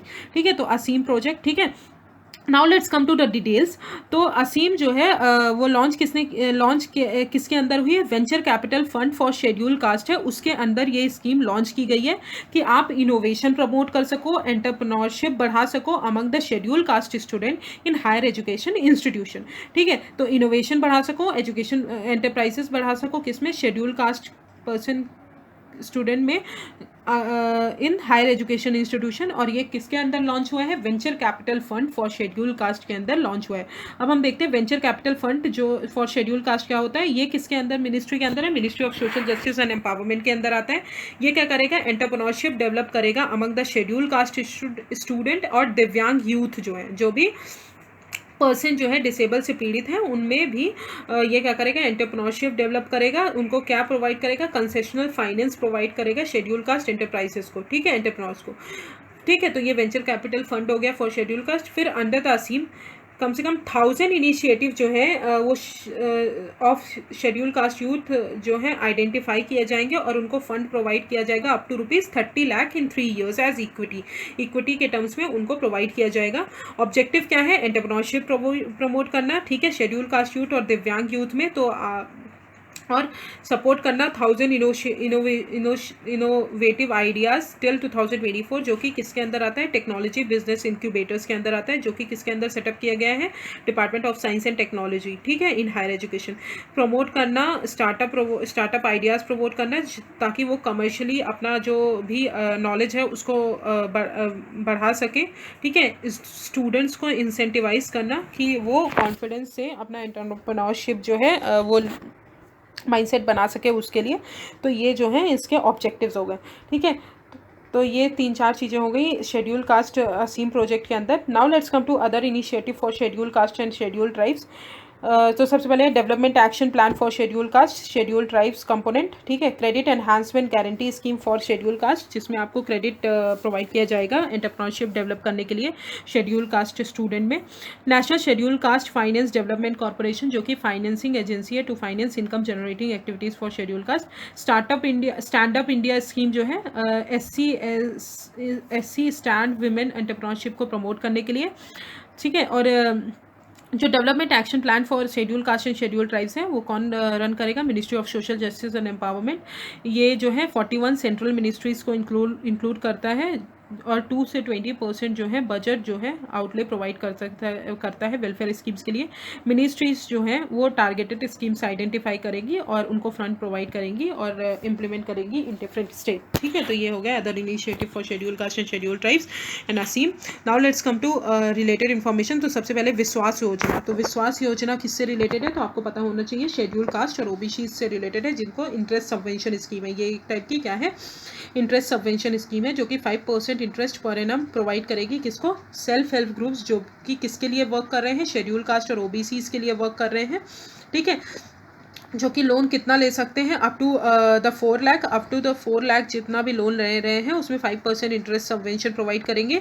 और शेड्यूल कास्ट और ओबीसीज को प्रोवाइड करेंगे जो इंडिविजुअली वर्क कर रहे हैं, अप टू 2 लाख तक लोन ले रहे हैं, उनको भी इंटरेस्ट सबवेंशन स्कीम दी जाएगी, इंटरेस्ट, ठीक है। और ये कौन इंप्लीमेंट करेगा? Ministry of social justice and empowerment implement करेगी। तो याद रखिए कौन इंप्लीमेंट करेगा? Ministry of social justice and empowerment. तो विश्वास योजना एक इंटरेस्ट सबवेंशन स्कीम है जिसमें 5% इंटरेस्ट सबवेंशन प्रोवाइड किया जाएगा इंटरेस्ट पर एनम, किसके? शेड्यूल कास्ट और ओबीसी पॉपुलेशन के लिए जो भी सेल्फ हेल्प ग्रुप वर्क कर रहे हैं। 4 लाख तक अगर लोन ले रहे हैं और अगर 2 लाख तक लोन ले रहे हैं इंडिविजुअल जो एससीज हैं और ओबीसीज, तो उनको भी प्रोवाइड किया जाएगा। इम्प्लीमेंट कौन करेगा? Ministry of social justice and empowerment करेगी। ये क्या है? डायरेक्ट बेनिफिट प्रोवाइड करेगा, लोअर इंटरेस्ट रेट करेगा किनके लिए? जो भी एलिजिबल सेल्फ हेल्प ग्रुप हैं, जो कि किसके अंदर फॉर्म हुए? National rural livelihood mission, national urban livelihood mission, NABARD हो गए, ठीक है। जो कि लोन कहाँ से लेते हैं? पीएसबी से, रीजनल रूरल बैंक से और अदर फाइनेंशियल इंस्टीट्यूशन से। फिर इम्प्लीमेंटिंग एजेंसीज जो हैं, ministry of social and justice तो है ही है, बट उसके अलावा national schedule caste finance and development corporation for SC self help group के लिए है, और ओबीसी के लिए national backward classes finance and development corporation जो है ओबीसीज के लिए है। सेल्फ हेल्प ग्रुप जो भी मेंबर हैं जिनकी एनुअल फैमिली इनकम जो है 3 लाख से कम है, वो भी इसके अंदर इंटरेस्ट सबवेंशन ले सकते हैं। बट सेल्फ हेल्प ग्रुप जो है वो रजिस्टर्ड किस में होने चाहिए? National rural livelihood mission, national urban और नाबार्ड के साथ रजिस्टर्ड होने चाहिए। सारे इंडिविजुअल मेंबर्स हैं जिनका family income less than 3 lakh है, जो भी एससी और ओबीसी से बिलोंग कर रहे हैं, एक जो भी एक किसी से भी बिलोंग करें, उनके भी इंटरेस्ट सबवेंशन उनको भी दिया जाएगा, ठीक है। तो दिस इज विश्वास योजना, ठीक है, मिनिस्ट्री ऑफ सोशल जस्टिस और इंटरेस्ट सबवेंशन स्कीम के लिए है, ठीक है, शेड्यूल कास्ट और ओबीसी पॉपुलेशन को देने के लिए, ठीक है। Now let's come to schedule tribes. तो हमने क्या क्या खत्म कर लिया? Let us revise. ट्रांसजेंडर खत्म कर लिया, उसके बाद हमने person with disability and schedule caste. Now let's come to schedule tribes, very important, ठीक है। तो यूनियन ट्राइबल मिनिस्टर जो हैं उन्होंने एक e launch tribal health national portal launch किया है, जिसको बोलते हैं स्वास्थ्य, ठीक है। तो स्वास्थ्य पोर्टल क्या है? किसके लिए है? शेड्यूल ट्राइब्स के लिए है, ठीक है। तो सबसे पहले क्या पता होना चाहिए? स्वास्थ्य पोर्टल किससे रिलेटेड है? शेड्यूल ट्राइब्स से रिलेटेड है। ये क्या है? ई पोर्टल है, इलेक्ट्रॉनिक पोर्टल है कि जो भी ट्राइबल से रिलेटेड हेल्थ और न्यूट्रिशन होते हैं उन सब का डेटा एक जगह पर सिंगल प्लेटफॉर्म पे बना के रखना, ट्राइबल पॉपुलेशन से रिलेटेड, तो आप जाके एक जगह जाके एक्सेस कर सके वो चीज़ें, तो इसलिए ये बनाया गया है। ये क्या करेगा? ये क्या करेगा? इनोवेटिव प्रैक्टिसेस अडॉप्ट करेगा डिफरेंट पार्ट्स ऑफ इंडिया में। इससे हेल्प क्या मिलेगी हमको? कि हमको हेल्प मिलेगी कि अगर हमको एक जगह ट्राइबल से related health related nutrition related data मिल पाएगा, तो हमको उन सर्विसेज को बढ़ाने में हमको बेटर इम्प्लीमेंटेशन हो पाएगा, बेटर रिकग्निशन हो पाएगा उन चीज़ों का। तो इसलिए हम एक सिंगल प्लेटफॉर्म, तो स्वास्थ्य पोर्टल किससे रिलेटेड है? ट्राइबल के हेल्थ और न्यूट्रिशन से रिलेटेड एक सिंगल प्लेटफॉर्म डेटा है, ठीक है। तो किसने बनाया है? Union minister of tribal affairs, ठीक है। अदर इनिशिएटिव क्या क्या है?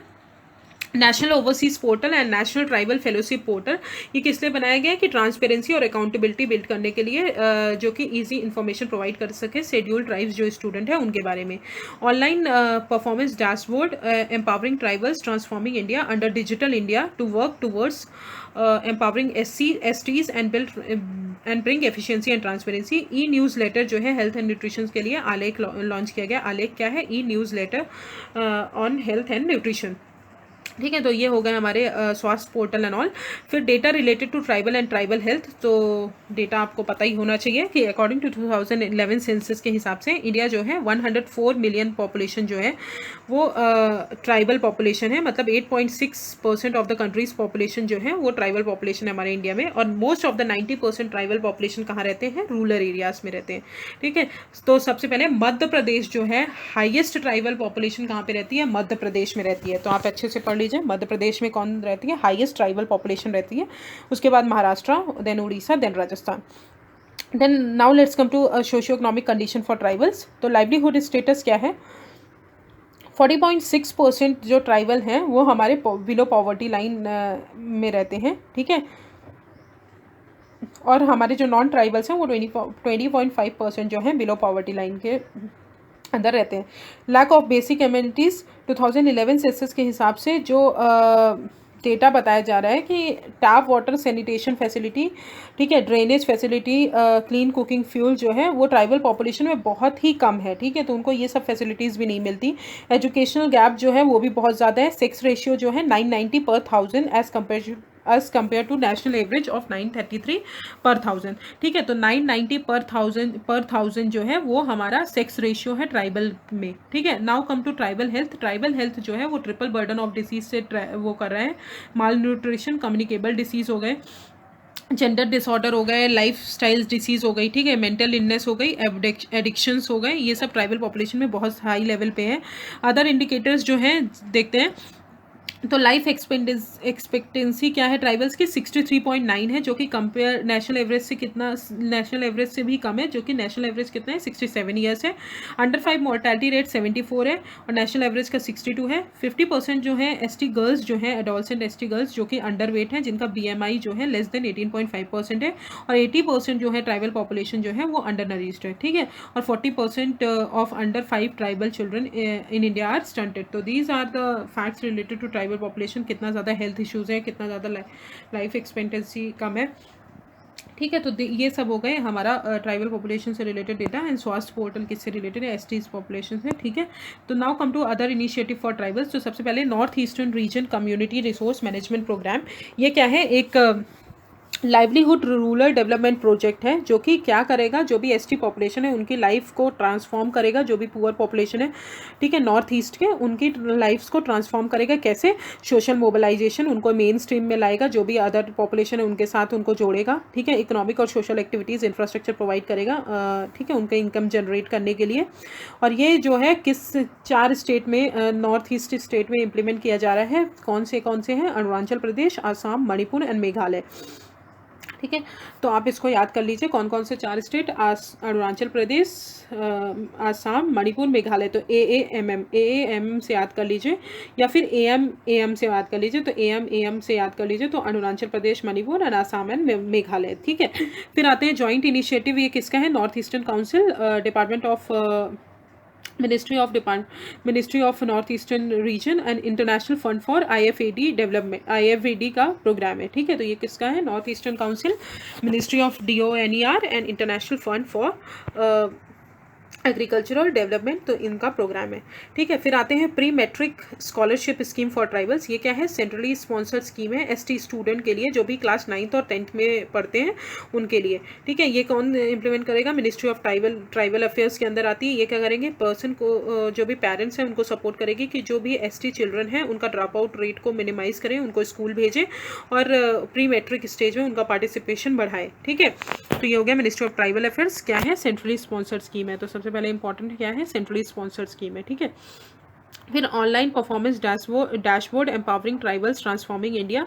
ये क्या है? इंटरैक्टिव डायनेमिक ऑनलाइन पोर्टल है जो कि रियल टाइम इंफॉर्मेशन प्रोवाइड करेगा सारी स्कीम्स की रिलेटेड टू जो ट्राइबल अफेयर्स के अगेंस्ट ट्राइबल्स के लिए लॉन्च की जा रही है, उन स्कीम्स की इंफॉर्मेशन प्रोवाइड करेगा। और मिनिस्ट्री ऑफ ट्राइबल अफेयर्स जो भी SDG अचीव करने के लिए, ये क्या है? डिजिटल इंडिया इनिशिएटिव का पार्ट है जो कि ST जो भी पर्सन है उनको एम्पावर करेगा और ट्रांसपेरेंसी, इफेक्टिव ट्रांसपेरेंसी और अकाउंटेबिलिटी ब्रिंग करेगा इन द स्कीम्स। और ये कौन डेवलप किया है? Ministry of tribal affairs. ठीक है, तो मिनिस्ट्री ऑफ ट्राइबल अफेयर्स ने डेवलप किया है।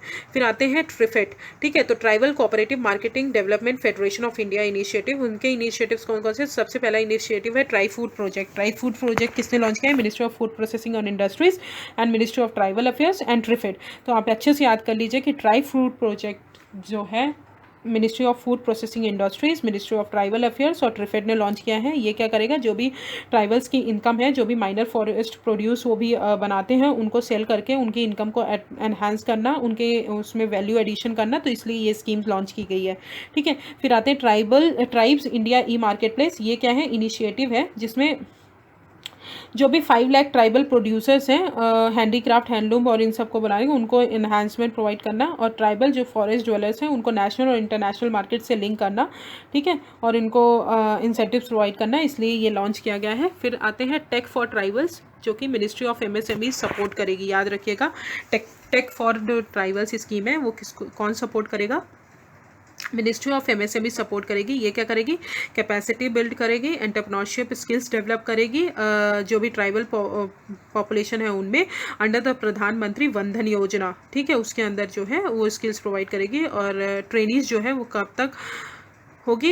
30 डे प्रोग्राम होगा 6 वीक्स के, और सर्टिफिकेशन भी प्रोवाइड किया जाएगा। फिर आते हैं नमाज बसाई। केरला गवर्नमेंट ने अभी यूनिक प्रोग्राम लॉन्च किया है कि जो भी ट्राइबल चिल्ड्रन हैं उनको एजुकेशन प्रोवाइड करिए उनके ही मदर टंग में, तो इसलिए नमाज बसाई किसने लॉन्च किया है? केरला गवर्नमेंट ने लॉन्च किया है। तो ये हो गया हमारा scheduled tribes. Swasthya portal and what are the data related. TRIFED क्या होता है?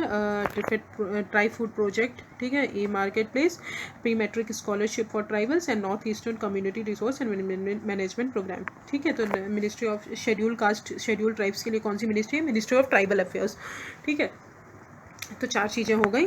Now let's come to elderly population in India. ठीक है, तो एल्डरली पॉपुलेशन हम देखते हैं कि उनके जब भी बड़े हो जब भी वो ओल्ड एज में पहुंचते हैं तो उनके लिए कोई भी स्कीम्स नहीं रहती,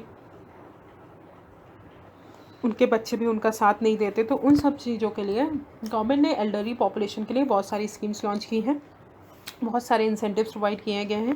ठीक है, तो वो सब, तो सबसे पहले ये न्यूज़ में क्या होता है? तो ministry of health and education, ministry of health and family welfare ने अभी लॉन्च किया है डिकेड्स ऑफ हेल्दी एजिंग, जो कि 2020 से 2030 तक आता है, और international day of older person. तो सबसे पहले international day of older person कब मनाया जाता है? 1 अक्टूबर को। कब मनाया जाता है? 1 अक्टूबर को। Ministry of health and family welfare ने लॉन्च किया है decades of healthy ageing. Decades of healthy ageing कौन से ईयर तक? 2020 टू 2030, जो कि एंडोर्स किसने किया था? WHO ने एंडोर्स किया था, वर्ल्ड हेल्थ असेंबली ने एंडोर्स किया था इन अगस्त 2020। ठीक है, तो हेल्दी एजिंग क्या होता है? तो WHO ने हेल्दी एजिंग को डिफाइन किया है कि वो प्रोसेस होता है जो किसी भी जो ओल्ड पॉपुलेशन है उसका जो है फंक्शनल एबिलिटी को एनहांस करता है, उनके डेवलपिंग नेचर को मेंटेन करके रखता है ओल्डर एज में, उसे बोलते हैं हम हेल्दी एजिंग। तो फंक्शनल एबिलिटी का यहाँ पे मतलब है कि जो भी पॉपुलेशन है उनकी कैपेबिलिटी, जो भी ओल्ड एज पॉपुलेशन है कि उनका वो इतना कैपेबल हो कि वो फंक्शनल जो है अपनी चीज़ें परफॉर्म कर सके, ना कि किसी के ऊपर डिपेंड रहे। ठीक है, जैसे कि मेंटल हो गया, फिजिकल कैपेसिटीज़ जो है इंडिविजुअल्स की, और उनके इंटरेक्शन एनवायरनमेंट के साथ क्या है उससे रिलेटेड जो है वो सारी चीज़ें फंक्शनल एबिलिटी में इंक्लूड होती हैं। तो हेल्दी एजिंग जो है रिप्लेसेस द हेल्दी एजिंग जो है WHO की क्या रिप्लेस किया है? एक्टिव एजिंग को रिप्लेस किया है। एक्टिव एजिंग क्या है? वो process of optimising opportunities of health participation and security in order to enhance quality of life as people age. ठीक है, तो इसमें क्या था कि सिर्फ क्वालिटी ऑफ लाइफ एनहांसमेंट करने का active ageing, but healthy ageing में आप हेल्थ के आप क्वालिटी ऑफ लाइफ तो एनहांस कर ही रहे हो, पर साथ साथ आप एक अपनी फंक्शनल एबिलिटी भी डेवलप कर रहे हो, आप हेल्थ में भी फिट एंड फाइन हो। तो इसके लिए अभी हेल्दी एजिंग जो है एक्टिव एजिंग को रिप्लेस किया है। ये क्या किस पे बेस्ड था? Madrid international plan of action 2002 पे बेस्ड था। मैड्रिड प्लान ऑफ एक्शन जो है ये एक न्यू एजेंडा वो करता है कि जो भी एजिंग से रिलेटेड इश्यूज़ है 21st सेंचुरी में उनको कैसे हैंडल किया जाए, तो इसलिए ये लॉन्च किया गया था। तो हेल्दी एजिंग जो है WHO का प्रोग्राम है, ये किसने रिप्लेस किया था, किसको रिप्लेस किया था, एक्टिव एजिंग को रिप्लेस किया। और ministry of health and family welfare ने अभी ये जो है इसका ईयर लॉन्च किया है, tickets of healthy ageing.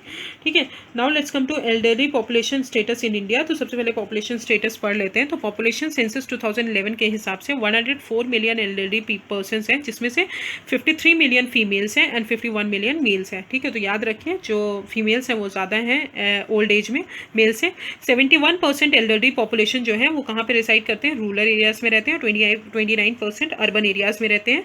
Old age dependency ratio जो है 10.9% 1961 में था, अभी कितना हो गया 14.2% in 2011 for India as a whole. तो ओल्ड एज डिपेंडेंसी रेशियो मतलब ओल्ड एज में आप कितना डिपेंडेंट रहते हो यंग एज में, तो अभी क्या है ज़्यादा हो गया है। डिपेंडेंसी रेशियो वो होता है is an age population ratio of those typically not in labor force और those typically in labor force। ठीक है, ये क्या प्रोडक्टिव पॉपुलेशन को मेजर करता है, कितना प्रेशर है प्रोडक्टिव पॉपुलेशन में। जैसे यंग एज में कोई पॉपुलेशन है और उनके ओल्ड एज में कितने परसेंट ओल्ड एज में उस यंग पॉपुलेशन पे डिपेंडेंट है, that is called dependency ratio.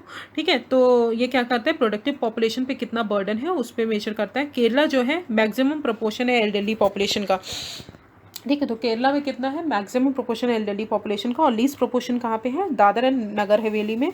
ठीक है, with India's elderly population increasing, government जो है बहुत सारे आइडिया एक्सप्लोर कर रही है। सबसे पहले तो सबसे पहला इंपॉर्टेंट फैक्ट हो गया यहाँ पे सिल्वर इकोनॉमी। तो silver economy is related to which thing, तो you just know about it is related to elderly population. तो सिल्वर इकोनॉमी जो है क्या डिफाइन किया है, is the market that is being developed around the needs of an aging population. वो market develop करो जो कि हमारे एजिंग पॉपुलेशन है उनकी चीज़ों को सेटिस्फाई कर सकें, उनके अराउंड जो वो करें विथ फोकस ऑन इनोवेशन, तो उसको बोलते हैं हम सिल्वर इकोनॉमी। ओके, तो you just know about silver economy is related to ageing population के लिए ऐसा मार्केट डेवलप करना कि वो अपने जो नीड्स हैं उनको फुलफिल कर सके। ठीक है, तो that is called silver economy. Now let's come to the initiative taken by government for elderly population. तो सबसे पहले आर्टिकल 41 जो है उसमें क्या मेंशन किया गया है, आर्टिकल 41 किससे है, किसमें है, DPSP। ठीक है, DPSP में है, जिसमें वो बोला गया है कि secure work, education, public assistance, right to person in cases of unemployment, old age, sickness, disablement and undeserved want. ठीक है, फिर integrated programme for older person जो कि क्वालिटी ऑफ लाइफ इंप्रूव करेगा और बेसिक एमिनिटीज प्रोवाइड करेगा। National programme for health care of elderly, various levels पे वो किया गया है at primary health care setting, maintenance and welfare of parents and senior citizen. Indira Gandhi national old age pension scheme, central government जिसमें assistance provide करेगी इन the form of pension जो कि वो देती है। फिर राष्ट्रीय वयोश्री योजना जो कि एड और असिस्टेंस प्रोवाइड करेगी जो भी सीनियर सिटीजन्स हैं उनको, जो भी बिलो पॉवर्टी लाइन कैटेगरी में आते हैं उनको एड और असिस्टेंस प्रोवाइड करेगी। प्रधानमंत्री वय वंदना योजना, ये सोशल सिक्योरिटी स्कीम है जो कि ओल्ड एज में प्रोवाइड किया जाएगा। इंप्लीमेंट कौन करेगा इनको, LIC करेगी, life insurance corporation of India जो है इसको इंप्लीमेंट करेगी। Now let's come to maintenance and welfare of parents senior citizen act 2007। तो सबसे पहले ये एक्ट क्या इंश्योर करता है कि जो भी पेरेंट्स है सीनियर सिटीजन है उनका मेंटेनेंस और उनके वेलफेयर पे फोकस करता है। ये की फीचर्स क्या है, चिल्ड्रन कौन कौन से इंक्लूड करता है, सन, डॉटर, ग्रैंडफादर, ग्रैंडसन और ग्रैंड डॉटर। ठीक है, चारों लोग इसमें चिल्ड्रंस में इंक्लूड होंगे। पेरेंट्स कौन होंगे, father, mother, biological, adoptive, step father. Relatives कौन कौन होंगे, जो कि लीगल हायर होगा सीनियर सिटीजन का। ठीक है, जो कि माइनर नहीं होगा, लीगल हायर होगा। Maintenance regarding food, clothing, medical और ये सब प्रोवाइड करेंगे। और मेंटेनेंस ऑर्डर जो है, अपर लिमिट कितना होना चाहिए मेंटेनेंस फी की, 10,000 इन द एक्ट दी गई है। तो एक्ट के अंदर कितना मेंटेनेंस ऑर्डर दिया गया है, अपर लिमिट कितना दिया गया है मेंटेनेंस फी का, 10,000 दिया गया है। ठीक है, फिर आते हैं डिपॉजिट एंड मेंटेनेंस अमाउंट। जो भी चिल्ड्रन है, रिलेटिव है, वो जो है 10,000 जो है जो भी मेंटेनेंस है वो कहाँ पे डिपॉजिट करेंगे, 30 डेज़ के अंदर वो डिपॉजिट करेंगे, 30 डेज़ के अंदर डिपॉजिट करेंगे। अपील्स जो है, एनी सीनियर सिटीजन और पेरेंट्स जो भी कहीं पर भी जाके एपिलिएट ट्राइब्यूनल में जाके अपील कर सकते हैं विद इन 60 डेज़ के अंदर। ठीक है, फिर आते हैं maintenance and welfare of parents and senior citizen bill 2019 जो कि इंट्रोड्यूस किया गया था लोकसभा में, जो कि 2007 एक्ट में अमेंडमेंट के लिए इंट्रोड्यूस किया गया था। फिर आते हैं national programme for health care for elderly, ये क्या है? It is an articulation of international and national commitment of the government, जो कि गवर्नमेंट ने इंटरनेशनल और नेशनल कमिटमेंट किया है उसको एनहांस करने के लिए, जो कि UN convention on right of person with disability, national policy on older person and the maintenance of welfare of parents and senior citizen act 2007।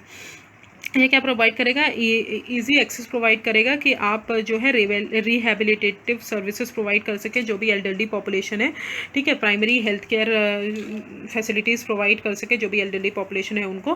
Core strategy क्या है, किस पे बेस्ड है? प्राइमरी हेल्थ केयर अप्रोच पे based है। तो आप याद रखिए ये किस पे बेस्ड है? प्राइमरी हेल्थ केयर अप्रोच पे बेस्ड है, ठीक है। तो ये हो गया। Now come to related news. Related news में सबसे important, longitudinal ageing study of India wave 1 India report कौन रिलीज करता है? तो आपको पता होना चाहिए, ministry of health and family welfare release करती है। तो longitudinal ageing study of India wave कौन रिलीज करता है? Ministry of health and family welfare release करती है। ये क्या है? एक फुल नेशनल सर्वे है रिलेटेड टू हेल्थ, इकोनॉमिक और सोशल डिटर्मिनेंट्स, जो हमारी ओल्ड एज पॉपुलेशन है इंडिया में, उनसे रिलेटेड सारा डेटा जो है इसके अंदर प्रोवाइड किया जाएगा, ठीक है। तो की फाइंडिंग इसके अंदर क्या है? Growing at around 3% annually, number of elderly population जो है will rise to 319 million in 2050, ठीक है। तो क्या बोल रहा है कि इस रिपोर्ट के अंदर क्या मेंशन किया गया कि जो भी 319 मिलियन जो है 2050 तक हमारी एल्डरली पॉपुलेशन इंक्रीज हो जाएगी। हर 2 एल्डरली पॉपुलेशन जो है उसमें से एक एल्डरली पॉपुलेशन जो है वो क्रॉनिक डिसीज से सफ़र कर रही है। 45 पीपल अबव 45 ईयर्स जो है इंडिया में, उनका एवरेज पर कैपिटा इनकम क्या है? 44,901 है। A third of them suffer from hypertension and cardiovascular disease. 78% जो है एल्डरली पॉपुलेशन, वो तो ना तो पेंशन ही रिसीव कर रहे हैं, ना ही एक्सपेक्टेड है कि वो रिसीव करेंगे, ठीक है। तो this are the findings of the report. तो आप ये रिपोर्ट कोट कर सकते हैं। Longitudinal ageing study of India report किसने लॉन्च किया है? Ministry of health and family welfare के, कि हमारी जो एल्डरली पॉपुलेशन है 319 मिलियन राइज कर जाएगी 2050 तक, और कैसे डिपेंड कर रही है। तो ठीक है, तो ये सब आप मेंशन कर सकते हैं अपने आंसर्स में, ठीक है। तो दिस इज एजिंग पॉपुलेशन खत्म। Now come to manual scavenging, very important topic. Manual scavenging पे मेंस में क्वेश्चन बन सकता है क्योंकि अभी बहुत ज़्यादा न्यूज़ में रहा है मैनुअल स्कैवेंजिंग, ठीक है। तो सबसे पहले स्टेटस देख लेते हैं मैनुअल स्कैवेंजिंग का। पीपल जो है मैनुअल स्कैवेंजिंग में इंडिया में कितने लोग इन्वॉल्व है? 54,130 लोग मैनुअल स्कैवेंजिंग में इन्वॉल्व है। Highest number of dry and service latrines जो है कहाँ पे है? उत्तर प्रदेश में है, ठीक है। सीवर डेथ कहाँ पे हो रही है? 1870 सीवर डेथ जो है रिपोर्ट करी गई है 1993 से 2019 तक, और मैक्सिमम कहाँ पे है? तमिलनाडु में है। House holds engaged in manual scavenging for livelihood, 1,80,657 house hold जो है SEC सेंसस के हिसाब से 2011 सेंसस के हिसाब से जो है मैनुअल स्कैवेंजिंग में इन्वॉल्व है, ठीक है। नाउ लेट्स कम टू क्यों ये न्यूज़ में है। तो मिनिस्ट्री ऑफ हाउसिंग और अर्बन अफेयर्स ने अभी सफाई मित्र सुरक्षा चैलेंज लॉन्च किया है 243 सिटीज़ में इन द कंट्री, जो कि मैनुअल स्कैवेंजिंग एंड करने के लिए बाय 2021 तक, ठीक है। तो 2021 तक मैनुअल स्कैवेंजिंग को एंड करने के लिए सफाई मित्र सुरक्षा चैलेंज लॉन्च किया गया है। किसने लॉन्च किया है? मिनिस्ट्री ऑफ हाउसिंग और अर्बन अफेयर्स। तो ठीक है, तो 3 फैक्ट आपको यहीं पर मिल गए कि मैनुअल स्कैवेंजिंग हमको कब तक एंड करना है? 2021 तक एंड करना है। और ये सफाई मित्र सुरक्षा चैलेंज किसने लॉन्च किया है? मिनिस्ट्री ऑफ हाउसिंग और अर्बन अफेयर्स ने लॉन्च किया है। कहाँ पे लॉन्च किया है? पूरी कंट्री में लॉन्च किया है, इन 243 सिटीज़ में। अंडर द कैंपेन इसमें क्या है? जो सीवर और सेप्टिक टैंक्स है 243 सिटीज़ में, वो उनको मैकेनाइज करोगे, उनको मशीन से क्लीन करोगे, ना कि आप मैनुअल स्कैवेंजिंग मतलब कोई पर्सन जाके उनको क्लीन करेगा। और हेल्पलाइन क्रिएट किया जाएगा कि आप कंप्लेंट रजिस्टर कर सकते हो। ये मिशन जो है वो क्या करेगा? जो भी मैनुअल स्कैवेंजिंग, जो भी पर्सन इन्वॉल्व होते हैं मैनुअल स्कैवेंजिंग में, उनकी लाइफ को प्रोटेक्ट करेगा hazardous cleaning of sewers and septic tank से। ये किसका पार्ट है? Swachh Bharat Abhiyan clean India initiative का पार्ट है, ठीक है। तो ये पार्ट किसका है? Swachh Bharat Abhiyan clean India initiative. Now let's come to manual scavenging. Manual scavenging होता क्या है? ये एक प्रैक्टिस होती है जो पर्सन जो है मैनुअल क्लीनिंग करते हैं ह्यूमन एक्सक्रीटा का from service and dry latrines, ठीक है। तो जैसे आपने देखा होगा कि गटर वगैरह साफ़ करने के लिए हमको पर्सन्स को हम भेजते हैं, वो पर्सन्स साफ़ करते हैं, ड्राई लैट्रिन्स हो गए और ये सब, तो उसे ही हम बोलते हैं मैनुअल स्कैवेंजिंग, कि मैनुअली जाके कोई पीपल उसको साफ़ कर रहा है, ठीक है। तो वो जो है जनरली हम देखते हैं कि ये जनरली हम जब भी देखते हैं कि ये जो है लोअर क्लास वाले पीपल जो हैं वो ज़्यादा करते हैं, तो वो लोग ना करें, लोग इसको ख़त्म करें और उसको पूरी तरह मैकेनाइज करें। इसके लिए जो है ये सब लॉन्च करा जा रहा है, ठीक है। तो की प्रोविजंस जो है, सबसे पहला एक्ट था prohibition of employment as manual scavenger and rehabilitation act 2013। तो ये एक्ट क्या प्रोहिबिट करता है, ये पूरी तरह प्रिवेंट करता है मैनुअल स्कैवेंजर्स का एम्प्लॉयमेंट, ठीक है। आप manual sewers, septic tanks without protective equipment, ठीक है। तो बिना प्रोटेक्टिव इक्विपमेंट के आप कुछ भी क्लीन नहीं करोगे अपने सीधे हाथ से, आपके पास प्रॉपर इक्विपमेंट होना चाहिए चीज़ों को क्लीन करने के लिए, तो इस चीज़ को लिए। और ऑफेंसेस जो है वो कॉग्निजेबल है और नॉन बेलेबल। नॉन बेलेबल मतलब आपको बेल नहीं मिलेगी अगर आप एक बार अरेस्ट हो गए, और कॉग्निजेबल मतलब होता है कि आप बिना वारंट के भी अरेस्ट हो सकते हैं, ठीक है। तो आप बिना वारंट के अरेस्ट हो सकते हैं, तो कॉग्निजेबल ऑफेंस है एंड नॉन बेलेबल ऑफेंस है, ठीक है। ये क्या प्रोवाइड करता है, डेफिनेशन प्रोवाइड करता है मैनुअल स्कैवेंजिंग की। मैनुअल स्कैवेंजिंग हर फॉर्म इंक्लूड करता है जो कि ह्यूमन एक्सक्रीटा को रिमूव करते हैं, लाइक ओपन ड्रेन, पिट, लैट्रिन, सेप्टिक टैंक्स हो गए, मैन होल्स हो गए, removal of excreta on railway tracks, ठीक है। तो आप देखते होंगे पर्सन वहाँ पे जाके रेलवे ट्रैक से वो सब उठाते हैं, तो उन सब चीज़ों के लिए ये लॉन्च किया है। हर फॉर्म का मैनुअल स्कैवेंजर इसको प्रोहिबिट करता है। रिहेबिलिटेशन के लिए एक initial one time cash assistance provide किया जाएगा, मैनुअल स्कैवेंजर्स को स्किल ट्रेनिंग प्रोवाइड करी जाएगी कि लोग उस काम में वर्क ना करें, अपने आप को दूसरे काम में इन्वॉल्व करें, ठीक है। Responsibility to identify manual scavengers जो है वो कौन आइडेंटिफाई करेगा, लोकल अथॉरिटी आइडेंटिफाई करेगी कि उनके डिस्ट्रिक्ट में कितने मैनुअल स्कैवेंजर्स हैं। Under section 8 of this act a person violating, अगर पर्सन इस एक्ट को वायलेट कर रहे हैं तो उनको इम्प्रिजनमेंट कब तक मिल सकती है, 2 साल तक की, और 12 लाख तक फाइन हो सकता है, या फिर दोनों हो सकता है। और उनका अगर वो दोबारा फिर से वायलेट कर रहे हैं इस एक्ट को, तो उनको इम्प्रिजनमेंट कब तक होगा, 5 ईयर्स तक होगा, 5 ईयर्स तक की जेल मिलेगी, और फाइन कितना है, 15 लाख देना पड़ेगा, ठीक है। एक्ट ऑल्सो रिहेबिलिटेशन के लिए भी बहुत सारे प्रोविजंस प्रोवाइड करता है, जैसे कि वन टाइम कैश असिस्टेंस, ठीक है। स्कॉलरशिप, मैनुअल स्कैवेंजर जो भी चिल्ड्रन हैं उनको स्कॉलरशिप प्रोवाइड करेगा। अलॉटमेंट ऑफ रेसिडेंशियल प्लॉट और financial assistance for house construction के लिए। Training in a livelihood skill with payment up to ₹3,000 per month. Provision for subsidy along with concessional loans provide करेगा adult member जो भी है family का उनको, ठीक है। तो these are the manual scavenger. 2013 का एक्ट क्या बोलता है। Now let's come to constitutional and legal provision. तो सैनिटेशन जो है हमारा वो क्या है, स्टेट सब्जेक्ट है। तो सबसे पहले आपको पता होना चाहिए कि सैनिटेशन क्या है, हमारा स्टेट सब्जेक्ट है। तो स्टेट सब्जेक्ट है तो उसमें स्टेट गवर्नमेंट लॉ बनाएगी, ना कि सेंट्रल गवर्नमेंट, ठीक है।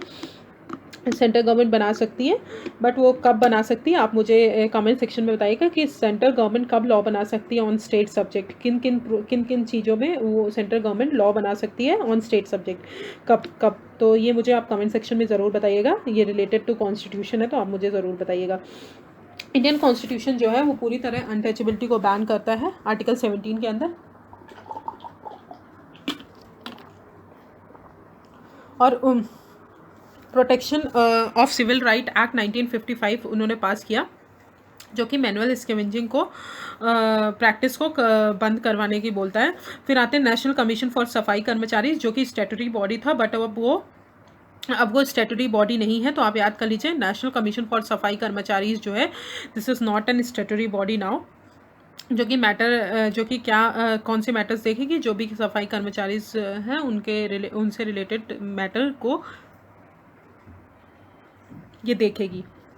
फिर आते हैं 1993 का एक्ट था, जो कि डिक्लेयर किया था कि जो भी मैनुअल स्कैवेंजर्स हैं उनका एम्प्लॉयमेंट जो है कंस्ट्रक्शन, ड्राई टॉयलेट्स में, उनको पूरी तरह एम्प्लॉयमेंट जो है उनको पनिशेबल करना, इम्प्रिजनमेंट देना। फिर उस एक्ट को सुपरसीड कौन से एक्ट ने किया था, 2013 एक्ट ने किया था, जो कि ड्राई लैट्रिन्स के बियॉन्ड भी गया था, open drains, in sanitary latrines, इन सबको। फिर नेशनल सफाई कर्मचारी फाइनेंस एंड डेवलपमेंट कॉर्पोरेशन 1997 में इस्टेब्लिश किया गया था। ये प्रोग्राम को इम्प्लीमेंटेशन और फाइनेंशियल असिस्टेंस प्रोवाइड करेगा, ठीक है। Sorry, now let's come to national commission for safai karmachari. इसमें चेयरमैन कौन होगा, in the rank and status of union minister of state होंगे, 4 मेंबर होंगे, सेक्रेटरी होगा। आफ्टर 2004 NCSK जो था has been acting as a non statutory body, पहले statutory body थी पर अब नॉन स्टैट्यूटरी बॉडी है, ministry of social justice and empowerment के अंदर आती है। इसका टेन्योर अभी 2022 तक एक्सटेंड कर दिया गया है, जब तक मैनुअल स्कैवेंजिंग जो है एलिमिनेट नहीं होता तब तक ये एक्सटेंड किया जाएगा, ठीक है। फिर आते हैं सैनिटेशन स्कीम, जैसे कि integrated development of small and medium town scheme है, टोटल सैनिटेशन कैंपेन है, निर्मल भारत अभियान जिसको रीनेम कर दिया गया स्वच्छ भारत अभियान। रिहेबिलिटेशन स्कीम कौन कौन सी है? National scheme for liberation of scavenging and their dependents, scheme for self employment, ठीक है। ये सब स्कीम्स हैं, आपको इतना ज़रूरी नहीं है इतना उसमें जाना। फिर आते हैं civil societies and other initiative, Safai Karmachari आंदोलन 1995 जो कि कौन सुपरहिडेड कर रहा है? विल्सन विजवाड़ा, ठीक है। राष्ट्रीय गर्म अभियान कोलिशन है 30 कम्युनिटीज़ बेस्ड ऑर्गेनाइजेशन का, जो कि मैनुअल स्कैवेंजिंग को अगेंस्ट कैंपेन रेज कर रहे हैं कि जो भी इसमें इन्वॉल्व है वो अपना ये सब छोड़ दें, ये प्रैक्टिस छोड़ दें। फिर आते हैं बंडीकूट, ये क्या है? स्पाइडर शेप रोबोट है जो कि केरला गवर्नमेंट ने बनाया है मैनहोल्स और सीवर्स को क्लीन करने के लिए, कि आप मैनुअल स्कैवेंजिंग को रिड्यूस कर सकें, ठीक है। तो this is manual scavenging. Now come to sanitation and hygiene fund, very important fund. किसने लॉन्च किया है? यूनाइटेड नेशन ने लॉन्च किया है। तो सैनिटेशन एंड हाइजीन फंड से आपको नाम ही से क्लियर होगा, तो ये किसके लिए है? सैनिटेशन और हाइजीन से रिलेटेड है, फंड है, तो ऑब्वियसली फाइनेंशियल असिस्टेंस प्रोवाइड करेगा। किसने लॉन्च किया है? यूनाइटेड नेशन ने लॉन्च किया है, ठीक है। तो sanitation and hygiene fund United nation ने लॉन्च किया है। ये क्या है? फाइनेंशियल मैकेनिज्म है कि आप उन कंट्रीज़ को फंडिंग प्रोवाइड करो जो भी बहुत सारी डिसीज़ से पीड़ित हैं, जो भी लैक ऑफ सैनिटेशन सर्विसेज हैं लीस्ट डेवलप कंट्रीज़ में, उन सबको फंडिंग प्रोवाइड करो कि वो अपनी सर्विसेज को एनहांस कर सकें। ये क्या है? इसमें क्या करना है? $2 बिलियन नेक्स्ट 5 ईयर्स तक सपोर्ट करना है। ये प्रोजेक्ट कौन होस्ट करेगा? UN office for project services जो है इसको होस्ट करेंगे, ठीक है। UN office for project services जो है इसको होस्ट करेंगे। ऑब्जेक्टिव क्या है? हाउस होल्ड सैनिटेशन को एक्सपैंड करना, मेंस्ट्रुअल हेल्थ और हाइजीन को एक्सपैंड करना, सैनिटेशन और हाइजीन स्कूल्स में प्रोवाइड करना, हेल्थ केयर फैसिलिटीज़ प्रोवाइड करना, इनोवेटिव सॉल्यूशन बताना, ठीक है। तो इसके लिए अर्लियर WHO की वॉर स्ट्रेटजी जो थी 2018 से 2025 के लिए, वॉर स्ट्रेटजी किससे रिलेटेड? WHO की है। ये क्या है? ये डिस्क्राइब करता है कि how WHO will increase its impact through introduction of transformational approaches, ठीक है। तो वॉश ये सैनिटेशन से ही रिलेटेड स्ट्रेटेजी है। नाउ लेट्स कम टू स्वच्छ भारत मिशन अकेडमी, ठीक है। स्वच्छ भारत मिशन अकेडमी किसके अंदर आएगी? मिनिस्ट्री ऑफ जल शक्ति के अंदर आएगी। ये क्या है? Interactive voice recognition based training course है, जिसमें open defecation free plus programme को मॉड्यूल्स को बढ़ाना है। ODF प्लस प्रोग्राम जो है वो स्वच्छ भारत मिशन के अंदर आता है, वो ODF प्रोग्राम जो था उसका एक्सटेंशन है। और ODF प्लस प्रोग्राम में क्या इंक्लूड कर दिया गया है? Solid and liquid waste management भी ऐड कर दिया गया है। तो आप याद रखिए ODF प्लस प्रोग्राम में क्या एक्स्ट्रा ऐड किया गया है? Solid and liquid waste management. तो स्वच्छ भारत मिशन अकेडमी जो है वो कैपेसिटी बिल्डिंग को इंप्रूव करेगी, एफर्ट्स बढ़ाएगी और ट्रेन करेगी स्वच्छाग्रही को, कम्युनिटी बेस्ड NGOs जो भी इस प्रोग्राम के लिए हेल्प कर रहे हैं। और स्वच्छता अभियान ऐप जो है ministry of social justice and empowerment ने लॉन्च किया है। तो आप याद रखिए कि स्वच्छ भारत मिशन अकेडमी जो है वो किसने? मिनिस्ट्री ऑफ जल शक्ति ने लॉन्च किया है। एंड स्वच्छता अभियान ऐप जो है ministry of social justice and empowerment ने लॉन्च किया है। ये क्या करेगा? वो जियो टैग करेगा इनसैनिटरी लैट्रिन्स जो है उनको आइडेंटिफाई करेगा और मैनुअल स्कैवेंजर को आइडेंटिफाई करेगा, ठीक है। तो और रिहेबिलिटेट करेगा, ठीक है। तो ये इसलिए लॉन्च किया गया है। तो this is sanitation and hygiene fund. Now let's come to modern slavery.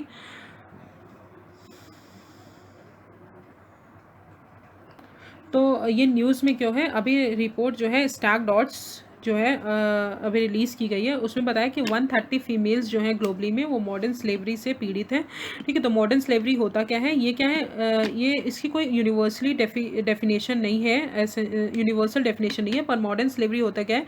Essentially ये क्या वो सिचुएशन है, वो एक्सप्लॉयटेशन है पर्सन का, कि पर्सन जो है उस एक्सप्लॉयटेशन को रिफ्यूज़ नहीं कर सकता कि हम ये नहीं करेंगे, या हम उनको अगर कोई भी थ्रेट हो रहा है, वायलेंस हो रहा है, तो उसको वो मना नहीं कर सकते हैं क्योंकि उनके पास कोई पावर ही नहीं होती। तो उसको बोलते हैं मॉडर्न स्लेवरी। मॉडर्न स्लेवरी के फॉर्म्स क्या क्या होते हैं? जैसे ह्यूमन ट्रैफिकिंग हो गए, फोर्स लेबर हो गए, डेड बॉन्डेज हो गए, डिसेंट बेस्ड स्लेवरी हो गई, स्लेवरी ऑफ चिल्ड्रन हो गई, फोर्स और अर्ली मैरिज हो गई। तो these are called modern slavery. Mechanism क्या है ह्यूमन ट्रैफिकिंग को टैकल करने के लिए। तो सबसे पहले इंस्टीट्यूशनल मैकेनिज्म में सबसे पहला आता है मिनिस्ट्री ऑफ होम अफेयर्स ने फाइनेंशियल असिस्टेंस प्रोवाइड किया है स्टेट गवर्नमेंट को for setting of anti human trafficking unit. ठीक है, तो स्टेट गवर्नमेंट को मिनिस्ट्री ऑफ होम अफेयर्स ने फाइनेंशियल असिस्टेंस प्रोवाइड किया है। कॉन्स्टिट्यूशनल एंड लीगल प्रोविजन जैसे कि इमोरल ट्रैफिक एक्ट 1956 हो गया, क्रिमिनल लॉ एक्ट 2013 हो गया, पॉस्को एक्ट हो गया, बॉन्डेड लेबर एक्ट हो गया। ठीक है, 1976 इंटरनेशनल लॉ जो है बहुत सारे इंडिया ने रेटिफाई किए हैं, जैसे कि यूएन कन्वेंशन और ट्रांसनेशनल ऑर्गेनाइजेशन क्राइम इंडिया ने रेटिफाई किया है। ठीक है, और इंडिया ने रेटिफाई किया है सार्क का convention on preventing and combating trafficking in women and children for prostitution. तो these are the international convention. तो मॉडर्न स्लेवरी, फिर आते हैं ग्लोबल स्लेवरी इंडेक्स। कौन रिलीज़ करता है? वॉक फ्री करके एक फाउंडेशन है, वो रिलीज़ करती है ग्लोबल स्लेवरी इंडेक्स। ठीक है, जिसमें से 6.10 आउट ऑफ 1000 जो है एस्टिमेटेड प्रोपोर्शन पॉपुलेशन की जो है मॉडर्न स्लेवरी में रह रही है, और 55.49 पीपल जो है out of 100 has vulnerability of to modern slavery. ठीक है, तो दिस आर, तो सबसे पहले ग्लोबल स्लेवरी इंडेक्स कौन रिलीज़ करता है? Walk free. Global slavery index कौन रिलीज़ करता है? Walk free. ठीक है, फिर आते हैं इंडिया का response to modern slavery. India ने क्रिमिनलाइज कर दिया है बहुत सारे फॉर्म्स जो होते हैं मॉडर्न स्लेवरी के, उसको क्रिमिनलाइज किया है इंडिया ने, जैसे कि ट्रैफिकिंग हो गया, फोर्स लेबर हो गया, चाइल्ड सेक्सुअल हो गया। बट अभी तक मॉडर्न स्लेवरी से मतलब चिल्ड्रन जो है आर्म्ड कॉन्फ्लिक्ट में जो भी क्रिमिनल हो रहे हैं उनके लिए कोई भी लेजिस्लेशन नहीं बना है। ठीक है, फिर आते हैं उज्ज्वला एंड स्वधर स्कीम जो है ministry of women and child development ने लॉन्च किया है फॉर शेल्टर होम्स और रिहेबिलिटेशन सर्विसेज प्रोवाइड करने के लिए विमेन को। इन 2016 गवर्नमेंट ने अडॉप्ट की है new scheme, central sector scheme for rehabilitation of bonded labours, जो कि different groups of bonded labours के जो भी नीड्स हैं उनको रिकग्नाइज करेगी और उनको कैश कंपनसेशन प्रोवाइड करेगी। और ILO का 182 कन्वेंशन जो है वो भी रेटिफाई किया है इंडिया ने, 138 जो है उसको भी। तो these are related to modern slavery. ठीक है, now let's come to bonded labour. तो सबसे पहले ये न्यूज़ में क्या है, सुप्रीम कोर्ट ने NHRC से बोला कि आप एक गाइडलाइन फ्रेम करिए, किसके लिए? बॉन्डेड लेबर के प्रोटेक्शंस के लिए गाइडलाइंस फ्रेम करिए। सुप्रीम कोर्ट ने NHRC से बोला। तो ILO ने अभी फोर्स्ड और कंपल्सरी लेबर्स डिफाइन किया कि ऑल वर्क्स और services which is extracted from any person under the threat of penalty. ठीक है, जो भी आप जैसे किसी भी पर्सन को मतलब बॉन्डेड लेबर उसे बोलते हैं कि जैसे आपने किसी भी पर्सन को आपने थ्रेट दे दिया कि हम तुमको मार डालेंगे, यह कर देंगे, वरना तुम ये सर्विसेज करो, और वो वॉलंटरी वो सर्विसेज नहीं करना चाहते हैं। ठीक है, तो उसके लिए हम उसको फोर्स कर दें तो उसको हम बोलते हैं बॉन्डेड लेबर। बॉन्डेड लेबर एक टाइप का फोर्स लेबर ही होता है। बॉन्डेड लेबर जो है प्रोहिबिटेड है किस अंडर, कौन से आर्टिकल्स के under? Article 21, 23 and bonded labour abolition act 1976 के अंदर जो है ये प्रोहिबिटेड है। तो बॉन्डेड लेबर एबॉलिशन एक्ट जो है वो पूरी तरह एबॉलिट करता है बॉन्डेड लेबर सिस्टम को। ठीक है, और ये एक्ट कौन इम्प्लीमेंट करेगा? कंसर्न स्टेट गवर्नमेंट और यूटीज़ इसको इम्प्लीमेंट करेंगी। और ये जो है डिस्ट्रिक्ट लेवल पे इम्प्लीमेंटेशन मैकेनिज्म है in the form of vigilance committee. State government जो है यूटी गवर्नमेंट एग्जीक्यूटिव मजिस्ट्रेट को पावर कन्फर करेगा the power of judicial magistrate as the first class और second class of trial of offence under the act. ठीक है, तो 3 prolong strategy for abolition of bonded labour by centre. तो सबसे पहले BLSA act के अंदर 1970 का एग्जीक्यूटिव मजिस्ट्रेट जो है वो पावर को एक्सरसाइज करेगा। पावर जो जुडिशियल मजिस्ट्रेट की पावर है वो एग्जीक्यूटिव मजिस्ट्रेट को दी गई है को एज अ फर्स्ट और second class of trial of offence की तरह वो देखें। विजिलेंस कमेटी जो है डिस्ट्रिक्ट लेवल और सब डिविजनल लेवल पे सेटअप की गई है। और scheme for rehabilitation of bonded labour under the centre state government, जिसमें 10,000 रिहेबिलिटेशन किया जाएगा, ₹10,000 फॉर ईच रिहेबिलिटेशन। ठीक है, हर को 10,000 दिया जाएगा। फिर आते हैं domestic workers. Recently domestic workers जो है उन्होंने universal registration of employees and domestic workers and national legislation के लिए मैनिफेस्टो डिमांड की गई है। कोविड-19 के कारण बहुत सारे जो हैं उनकी अर्निंग्स ख़त्म हो गई हैं। ठीक है, उनके पास कोई भी अर्निंग का सोर्स नहीं है। ठीक है, तो एटलीस्ट 85% ऑफ वर्कर्स जो हैं वो अपना वेजेस रिसीव नहीं कर पाए हुए हैं। तो according to ILO domestic workers वो होते हैं, वो हाउस वर्क होते हैं जो कि sweeping, cooking, caring of child और इन सब के लिए होते हैं, जिनको एक रेगुलर एम्प्लॉय रिलेशंस में नहीं होते। इसमें क्या करें, important livelihood source for literate women provide करना है, लिटिल एजुकेशन प्रोवाइड करना है। As per NSSO survey 2011-12 37.4 million home based workers in India जो है होम बेस्ड वर्कर्स हैं इंडिया में। ठीक है, तो सम स्टेप्स गवर्नमेंट ने क्या किया लिया है कि unorganise workers social security act, sexual harassment at work place. ठीक है, केरला, महाराष्ट्र, तमिलनाडु जो है उन्होंने वेलफेयर बोर्ड्स कॉन्स्टिट्यूट किए हैं डोमेस्टिक वर्कर्स के लिए, जो कि वेलफेयर बेनिफिट अचीव करें खुद को रजिस्टर करके। ठीक है, तो ये हो गया हमारा bonded labour. Now come to urban poor. तो अभी कोविड-19 जो है बहुत ज़्यादा जो अर्बन पुअर्स हैं, जो भी पीपल्स हैं, उनको अफेक्ट किया है, उनके लाइवलीहुड को अफेक्ट किया है। ठीक है, तो ये जो है बहुत फोकस आ चुका है इन पे। ठीक है, तो अर्बन पुअर क्या है, इंडिया की अर्बन पॉपुलेशन जो है वो बहुत तेज़ी से ग्रो हो रही है। ठीक है, जो कि 25 मिलियन थी 1901 में, अभी कितना है 377 मिलियन 2011 में थी, जो कि कितना कॉन्स्टिट्यूट करते हैं 31.2% ऑफ टोटल पॉपुलेशन कंट्री का कॉन्स्टिट्यूट करते हैं। ठीक है, अकॉर्डिंग टू सेंसस 2011 17.7% जो है अर्बन पॉपुलेशन के, वो 65 मिलियन पीपल जो हैं वो स्लम्स में रहते हैं। एम्प्लॉयमेंट गारंटी प्रोग्राम जो है उनको स्ट्रेंथन कर सकती है, right to life under article 21। Ministry of housing and urban poverty alleviation is the nodal agency जो है वो रिस्पॉन्सिबल है, किसके लिए, अर्बन पुअर के लिए रिस्पॉन्सिबल है। ठीक है, तो सबसे पहले पॉवर्टी लाइन इन इंडिया, तो तेंदुलकर कमेटी और Rangarajan committee, very important committees, it is related to poverty line, तो आप इसको बहुत अच्छे से पढ़ लीजिए। Now let's come to what are the government intervention for urban poor. Housing vulnerabilities, जैसे प्रधानमंत्री आवास योजना हो गया, ठीक है, अफोर्डेबल रेंटल हाउसिंग कॉम्प्लेक्सेस हो गए। इकोनॉमिक वर्नेबिलिटी उनको कम करने के लिए Deendayal Antyodaya Yojana, national urban livelihood mission, street vendors programme 2014। फिर सोशल वर्नेबिलिटी के लिए प्रधानमंत्री जीवन ज्योति बीमा योजना, अटल पेंशन योजना, प्रधानमंत्री श्रम योगी मानधन योजना और प्रधानमंत्री Suraksha Bima Yojana, these are the social vulnerabilities. ये स्कीम्स लॉन्च की हैं। ठीक है, तो ये स्कीम्स आपको बेनिफिट होंगी कंक्लूजन में कोट करने के लिए, तो कंक्लूजन में आप ये स्कीम्स को कोट कर सकते हैं इनका नाम लेके, जैसे गवर्नमेंट जो है इंसेंटिव्स प्रोवाइड कर रही है, तो पॉजिटिव कंक्लूजन होगा, तो ये एग्जामिनर को अच्छा लगेगा पढ़ के, तो आप ये सब स्कीम्स जो हैं कोट कर सकते हैं। Now let's come to migrant workers. ठीक है, तो national human right council commission जो है उन्होंने supreme court has sought supreme court intervention और माइग्रेंट वर्क क्राइसिस। उन्होंने बोला है कि सुप्रीम कोर्ट इंटरवेन करे इन माइग्रेंट क्राइसिस। तो अभी हम देख रहे हैं कोविड-19 के चक्कर में जो भी इंटरस्टेट माइग्रेंट वर्कर्स हैं, जो भी माइग्रेंट हो रहे हैं, तो उनको होम स्टेट में अपना काम नहीं मिल पा रहा है, तो उसके लिए ये बहुत ज़्यादा ज़रूरी हो गया है। ठीक है, तो सबसे पहले इंटरस्टेट माइग्रेंट वर्कमैन एक्ट 1979 देखते हैं। ये क्या करता है, एन एक्ट किस लिए किया गया है कि एम्प्लॉयमेंट जो है इंटरस्टेट वर्कर्स जो एक स्टेट से दूसरे स्टेट माइग्रेट हो रहे हैं, उनके एम्प्लॉयमेंट को रेगुलेट करने के लिए ये एक्ट बनाया गया है। ठीक है, ये क्या करेगा, ये मिनिमम वेजेस प्रोवाइड करेगा, जर्नी अलाउंसेस प्रोवाइड करेगा, डिस्प्लेसमेंट अलाउंसेस प्रोवाइड करेगा, रेसिडेंशियल अकोमोडेशन प्रोवाइड करेगा, घर रहने को लिए देगा, किसको, जो भी एक स्टेट से दूसरे स्टेट माइग्रेट कर रहे हैं। ठीक है, सारे जो भी इस्टेब्लिशमेंट है, जो भी कंपनीज़ हैं, वो इंटरस्टेट माइग्रेंट जो हैं, जो भी उनको एम्प्लॉय कर रही हैं, उनको रजिस्टर करेंगी। कॉन्ट्रैक्टर्स जो हैं, जो भी उनको एम्प्लॉय कर रहे हैं, उनको लाइसेंस कौन प्रोवाइड करेगा, एप्रोप्रिएट गवर्नमेंट प्रोवाइड करेगी, जैसे कि स्टेट गवर्नमेंट और सेंट्रल गवर्नमेंट हो गई। कॉन्ट्रैक्टर्स जो हैं वो सारी डिटेल प्रोवाइड करेंगे इंटरस्टेट माइग्रेंट वर्कर्स के लिए, और कॉन्ट्रैक्टर्स जो हैं उनको बिल्कुल डिस्क्रिमिनेशन नहीं करेंगे उनके अगेंस्ट, कि उनके स्टेट के लोगों पे डिस्क्रिमिनेशन करें और अब जो भी दूसरे स्टेट से हैं उनको डिस्क्रिमिनेट करें, तो ऐसा कुछ भी नहीं करेंगे। तो कॉन्ट्रैक्टर्स जो हैं वो रेगुलर पेमेंट प्रोवाइड करेंगे, नॉन डिस्क्रिमिनेशन प्रोविजन रखेंगे। ठीक है, प्रोटेक्टिव गियर्स प्रोवाइड करेंगे उनके लिए। फिर आते हैं unorganised workers social security act 2008। तो ये क्या करेगा, सोशल सिक्योरिटी प्रोवाइड करेगा, जितने भी अनऑर्गेनाइज्ड वर्कर्स हैं, ऑल अनऑर्गेनाइज्ड वर्कर्स हैं, उनको सोशल सिक्योरिटी प्रोवाइड करेगा, इंक्लूडिंग डोमेस्टिक वर्कर्स जो हैं।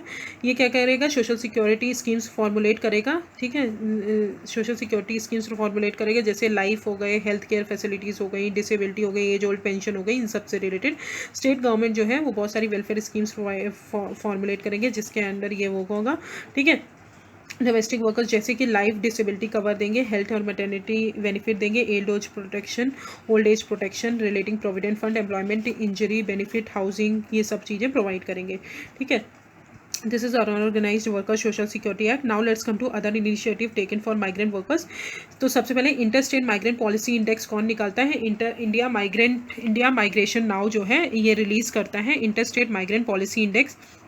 ये रैंक करता है स्टेट्स को, कंपेयर करता है स्टेट को कि वो कैसे अपने माइग्रेंट को ट्रीट कर रहे हैं, ठीक है, ट्रीट कर रहे हैं in child rights, education, health, sanitation, इन सब चीज़ों में।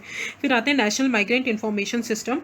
ये कौन डेवलप किया है? National disaster management authority. तो very important, national migrant information system किसने डेवलप किया है? National disaster management authority.